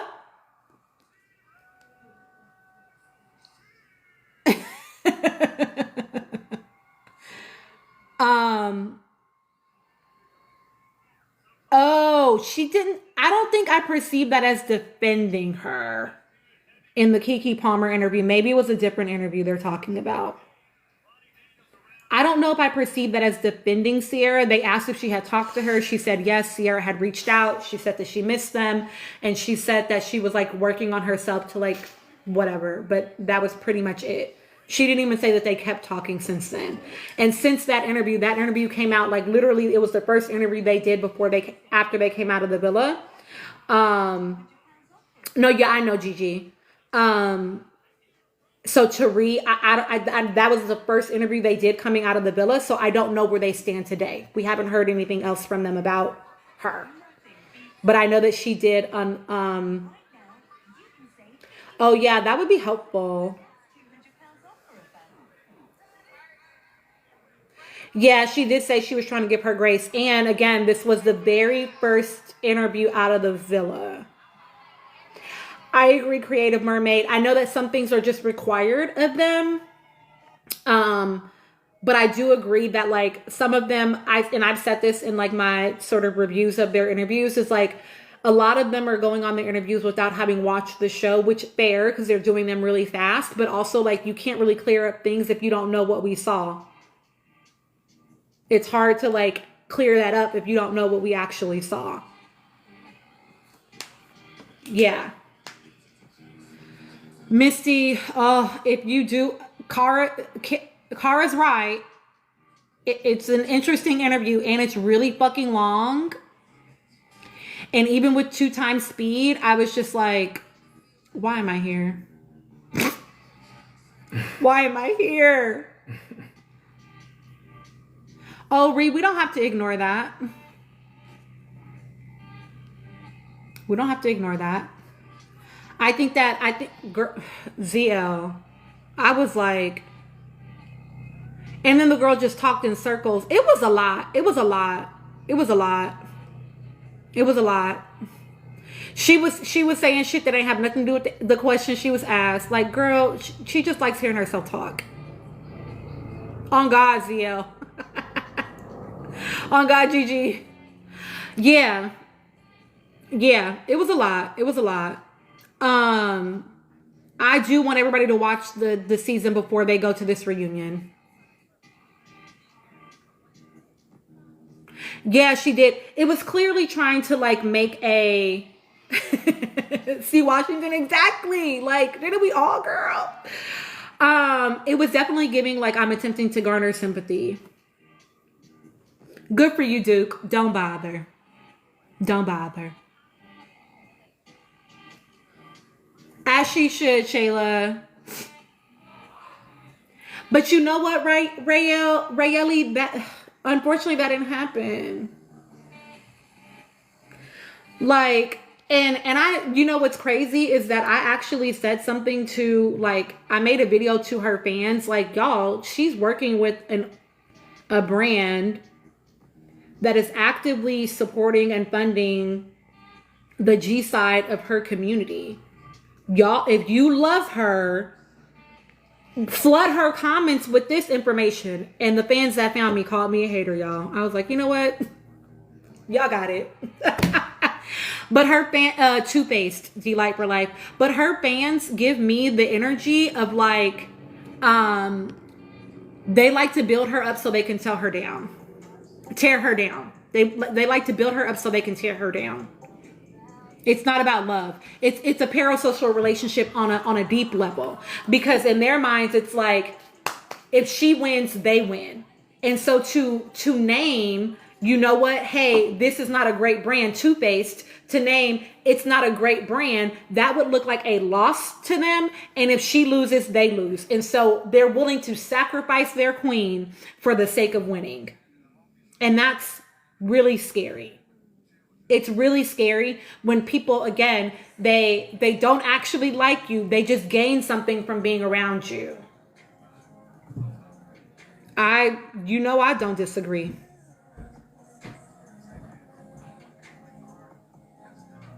You're funny for that.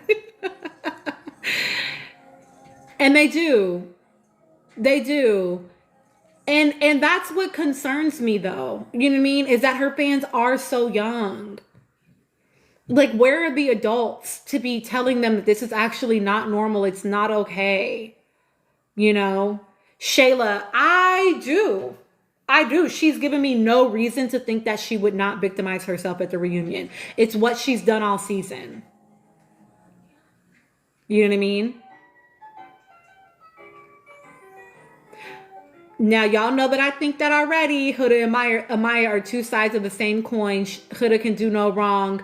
And hot take, Amaya's fans are the same way. Creative Mermaid. Oof. Okay, my thoughts on Amaya. So I do have a video about this.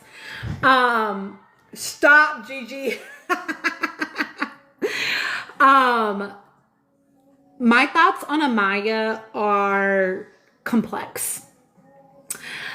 I would say, yes, Amaya is a more palatable version of Houdini. Okay. Amaya, because I'm trying not to draw the stands to my live, y'all, but Amaya, you are so funny. Kleenex and clear eyes. Amaya has engaged in a lot of behaviors that are parallel or similar in the behaviors of Houdini. Okay, so redacted, exactly. Okay, so I will give you a couple of examples. So I will say, and that is true, Ashley. So what I will say is her popping off and yelling and screaming at Shelly when really she was mad at Ace, right? She projected her feelings about Ace onto Shelly, Amaya, right? Is no different than Houdini projecting her feelings about America onto Jeremiah when that recoupling happened. Projection, deflection, inability to actually address the problem. Okay. When we watched Amaya struggle with Ace setting boundaries, Austin setting boundaries, Zach saying I'm 50-50. And people don't like me naming this part. People feel uncomfortable around this. But Zach saying that he was 50-50 and laughing is no different than us watching Clark laugh in that live. It was about discomfort. It was about attempting, I don't know what you're going to do if I just say no directly.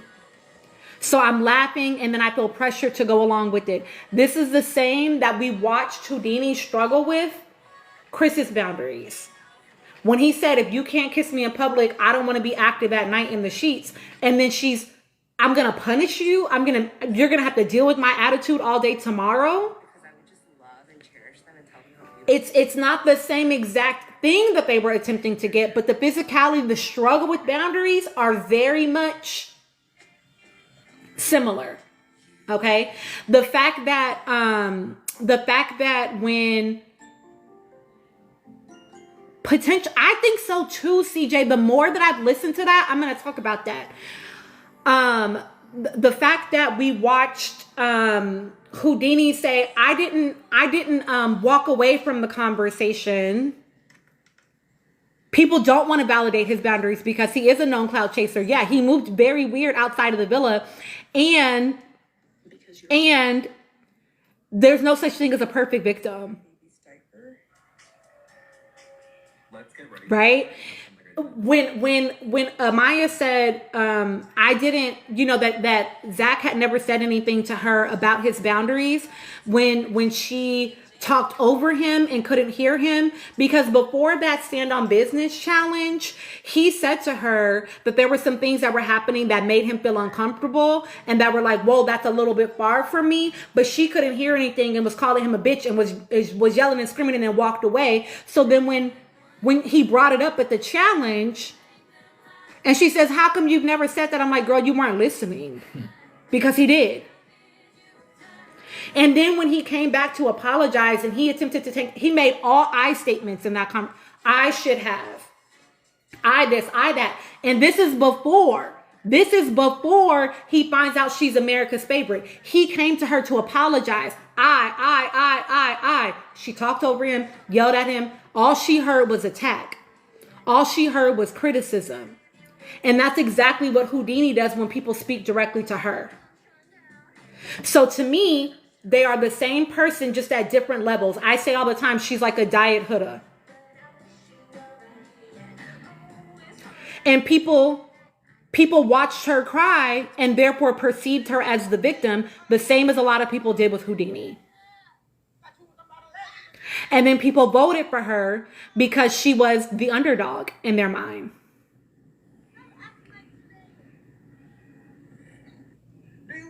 And this reminds me of like how people will back the underdog to their own detriment sometimes. Because, and I say this too, right? Haley, honey, it has. So why are you here if this is how you feel, my love? Why are you here if that's how you feel? But he did tell her that, Creative. He told her that before the challenge. She didn't hear him because she was too busy being offended by what he was saying.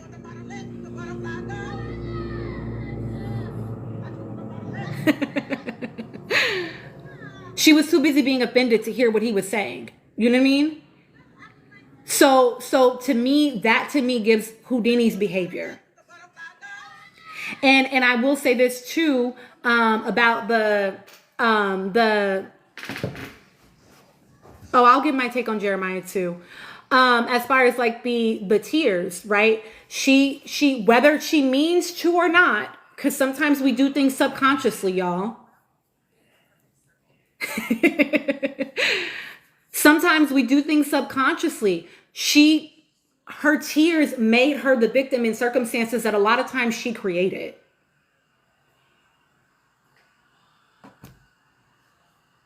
Thank you, Cara. Thank you. So yeah, I do think that they are a lot of the same, just more palatable. And I will say this last thing about her, that to me, you cannot be in a relationship with someone that is diametrically opposed to who you are as a person. If you're my complete opposite, it's gonna be hard for me to be in a relationship with you, let alone call you my best friend. And how Houdini has acted and what she has allowed from her fan base without checking that shit very directly and explicitly, babe, you must be swimming in the same pool, even if you're not in the same exact like lane of the pool. You still in the same damn water with her. Personally. My thoughts on Jeremiah. Can you ask me more?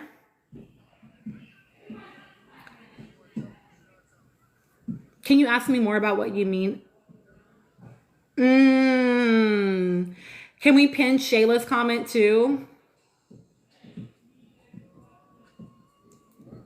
About Taylor's lack of interest in Clark's interest in wanting her to adapt to his life.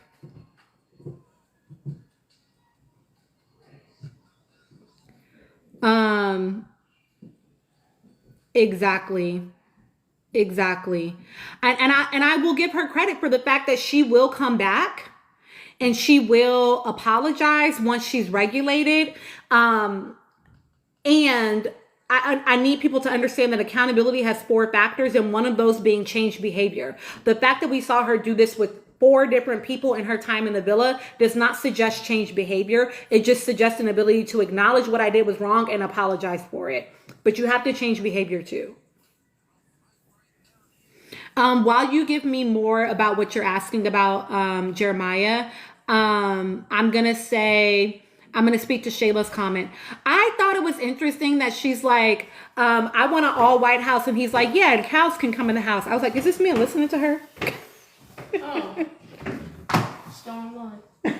My son is judging me, y'all. Dinner is whatever. Is this man listening to her? Come on, baby. Love you. No, I'm about to cook, bro.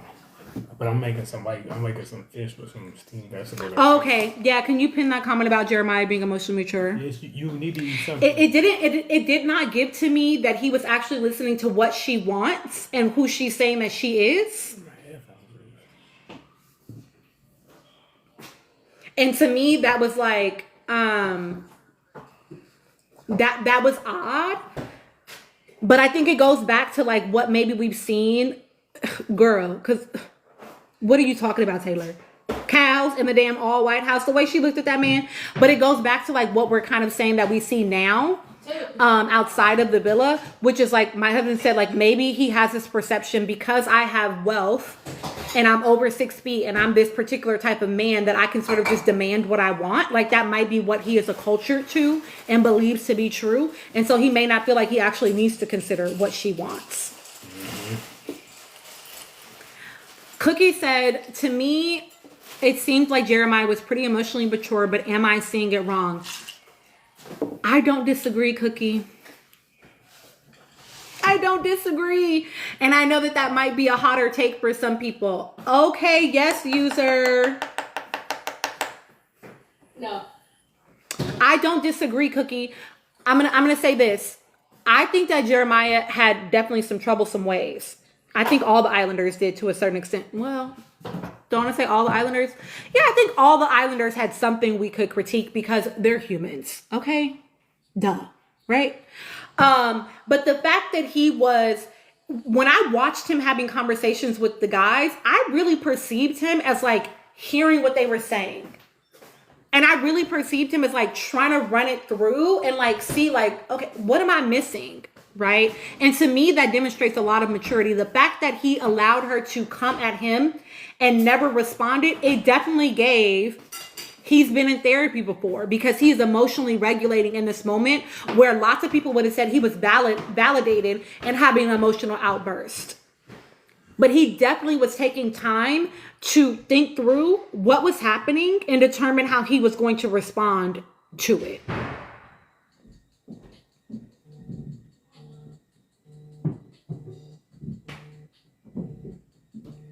Yeah, I don't even know if he was like trying to be clingy. I don't know, Ree. I don't know about that comment. I think that, you know what? I actually don't think that the cologne was that weird. I mean, I don't necessarily spray like my husband's. I don't ever spray like my husband's like side of the bed with my perfume or anything. But definitely like he'll roll over and like smell my side of the bed sometimes. You just telling my business. And I agree, B. He definitely was like, we moved too fast. I should have done things differently. Again, a lot of like I statements, and I appreciate that level of accountability. Thank you, Kara. So for me, it's like, I do think that he showed actually a lot of emotional maturity. Oh, okay. See, there we go. The cologne part was edited. I actually, you know what? And I've said this before. Oh no, I hear that, Ree.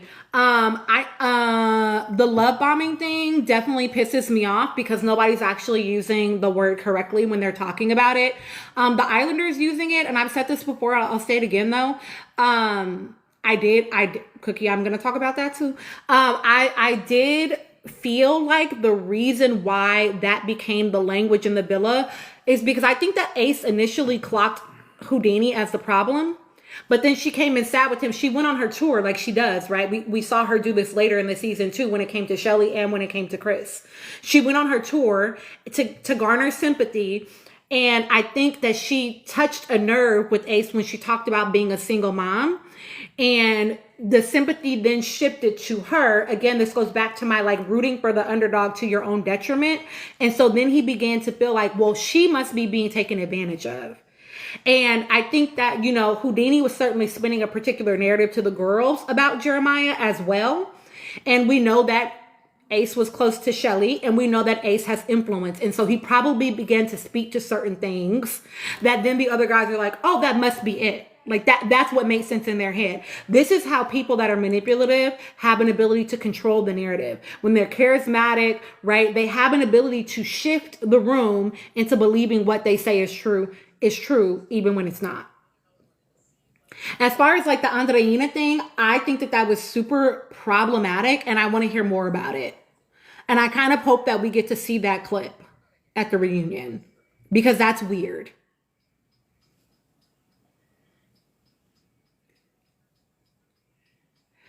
Ooh, Adetola. Chris and Jeremiah need to just be quiet about at this point. It's giving, again, it's giving social capital. It's giving, I guess, what do you mean what I think about it? I don't necessarily think anything about it. I mean, that's great. It's giving, I'll say more. But tell me more about what you're asking. I think that it's giving social capital. I do user. It's giving clout chaser. It's giving, y'all don't actually mean that. Y'all are just saying it. Because y'all see that she's the people's princess and how much we like love her in larger culture, right? I also do think that like they can acknowledge that like, and Gigi mentioned it before and I've talked about it too, that like she definitely got mammified in that villa. And if you don't know what a mammy is, I suggest that you read Patricia Hill Collins' piece about controlling images. Can you look that up for me real quick so I can give them the title? Controlling images? Patricia Hill Collins.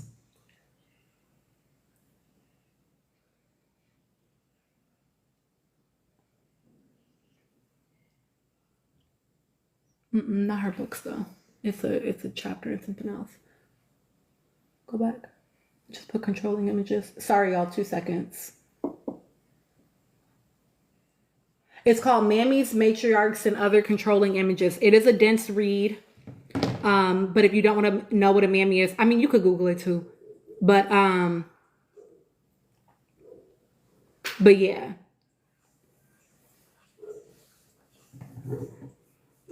Creative Mermaid. I think that he thought she was attractive for sure. But people can be physically attractive and then you can become quickly unattracted to them. And I think that he became quickly unattracted to her watching how she acted. Considering how we watched Ace do that conversation with Amaya, I don't think Houdini's behavior was attractive to him. So whatever physical attraction was there, I think he immediately, after he watched that, was like, oh, I'm cool out, girl.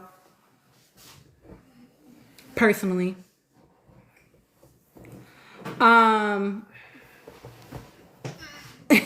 Shayla, he gave my mom as a mom. Okay. I'm sure y'all blocked Huda's lawyer by now.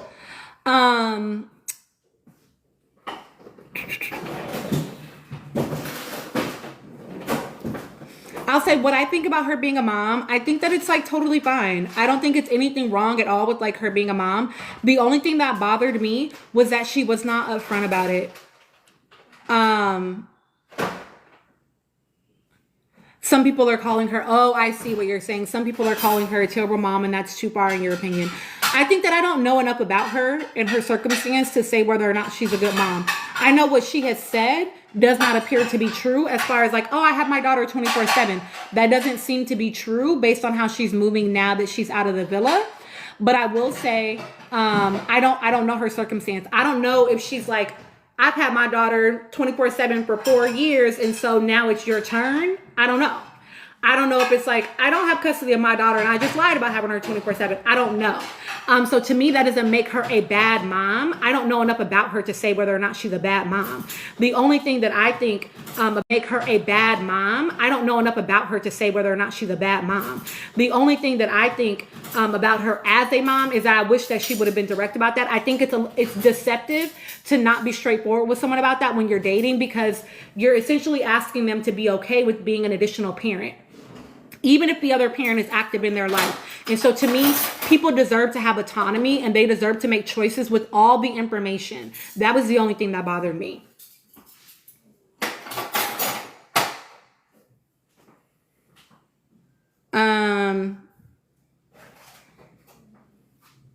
Yeah, bad. I agree. And maybe Shelly. I don't know. No, I agree. Again, I don't know enough about her to say that she's a bad mom.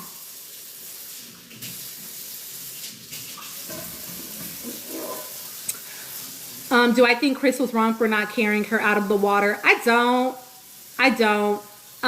What I will say, okay, yes, and I can speak to that too. What I will say is I don't think that he was wrong. But what I always notice when men begin to behave differently when they feel like they no longer have a shot with women. And I will say this though, it wasn't like he was making her, walk on hot lava or something, like she had just broken up with this man. His feelings were clearly hurt. He said that he needed some space from her. So yeah, he didn't want to engage with her in that way. And that makes sense to me. That makes sense to me.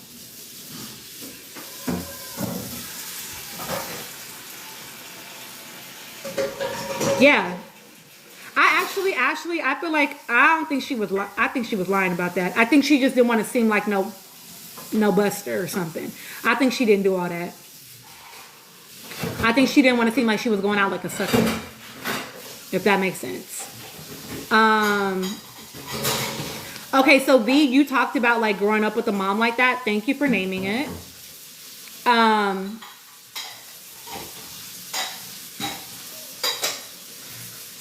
Divine Feminine, I think he was waiting for her to break up too. I've had my critiques about how he handled that moment.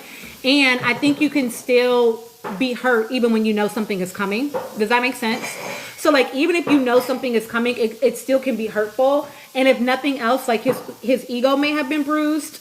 But I do think that like he was definitely pressuring her to make the decision. But I think that could have been happening for a couple of different reasons. So V, yeah, thank you for naming that, because something that I have said now, again, I'm not saying that this is going to happen in her scenario, because again, I don't know this woman. Okay. I don't know her. Okay. All I can go off of is based on like what I see for her behavior and how that could potentially show up. If you know what I mean. Okay. So what she gives to me is her inability to take direct feedback that is disagreement with her as something other than an attack. The thing that I've been like, about is what happens when that child for the first time disagrees. What happens when they say something that is against what she wants? No, I don't want a pony party, mommy. I want a princess party. The way that we've seen her respond, it could very easily be perceived as, you don't like me. She's going to take that as a personal attack. And we'll hear things like, I'm just the worst mom ever, right?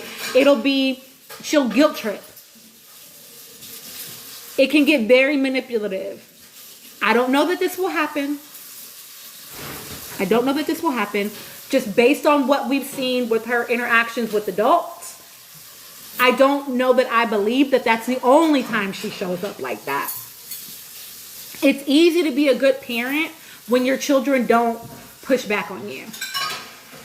It's easy to be a good parent when your children don't really have as much autonomy, if that makes sense, right? When they're like super dependent on you.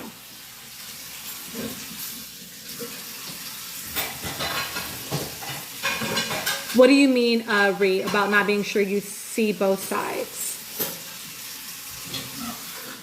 Do you mean with Chris?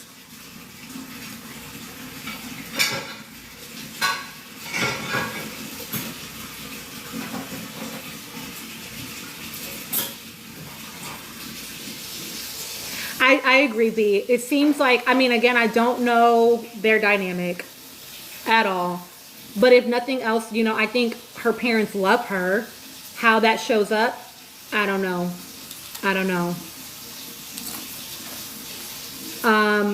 I will say this, though, like as a marriage and family therapist, what I think is one of the most challenging things that I see is when my kids come in for therapy, the parents presume that like it's a problem with the kids when really it's a problem with the whole system. It's something going on within the parent dynamic, within the household, whatever, that also needs to be addressed. And being a parent is hard. There is no manual, so to speak, right? Every kid needs something a little bit different. A lot of parents will parent out of their trauma and not even realize they're doing it. I've done that, you know. All parents have to grow, right? It would be great if we had some sort of like, if we had better systems around support for parents. It would be great if we had better systems around mental health evaluations and support before people became parents. Like all of that shit is really fucking hard. And so again, I do think that there is some stuff that she needs to potentially heal around. Otherwise it could have some ramifications if it's not healed by the time her daughter is older. Delight for Life. Yeah, and that's a curated image that we get to see. Yeah, you already said it. She's aware of the camera. Yeah. We all show what we want people to see. Right? To an extent, right? We show what we want people to see.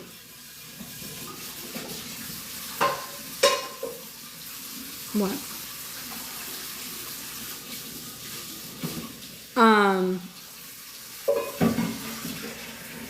Yeah, I will say as far as like Chris changing once they had that argument, I've had my critiques of like feeling like he's avoidant. I've also said before that he definitely has like battered spouse, even though he's not her spouse, but like he definitely has like battered spouse behaviors. Definitely like the walking on eggshells, you know, him not knowing how she's going to respond. And so not knowing how he should say things or not say things. And definitely the way that shots have been taken at him in interviews since. I think he has some validity in being concerned about how she would engage with him.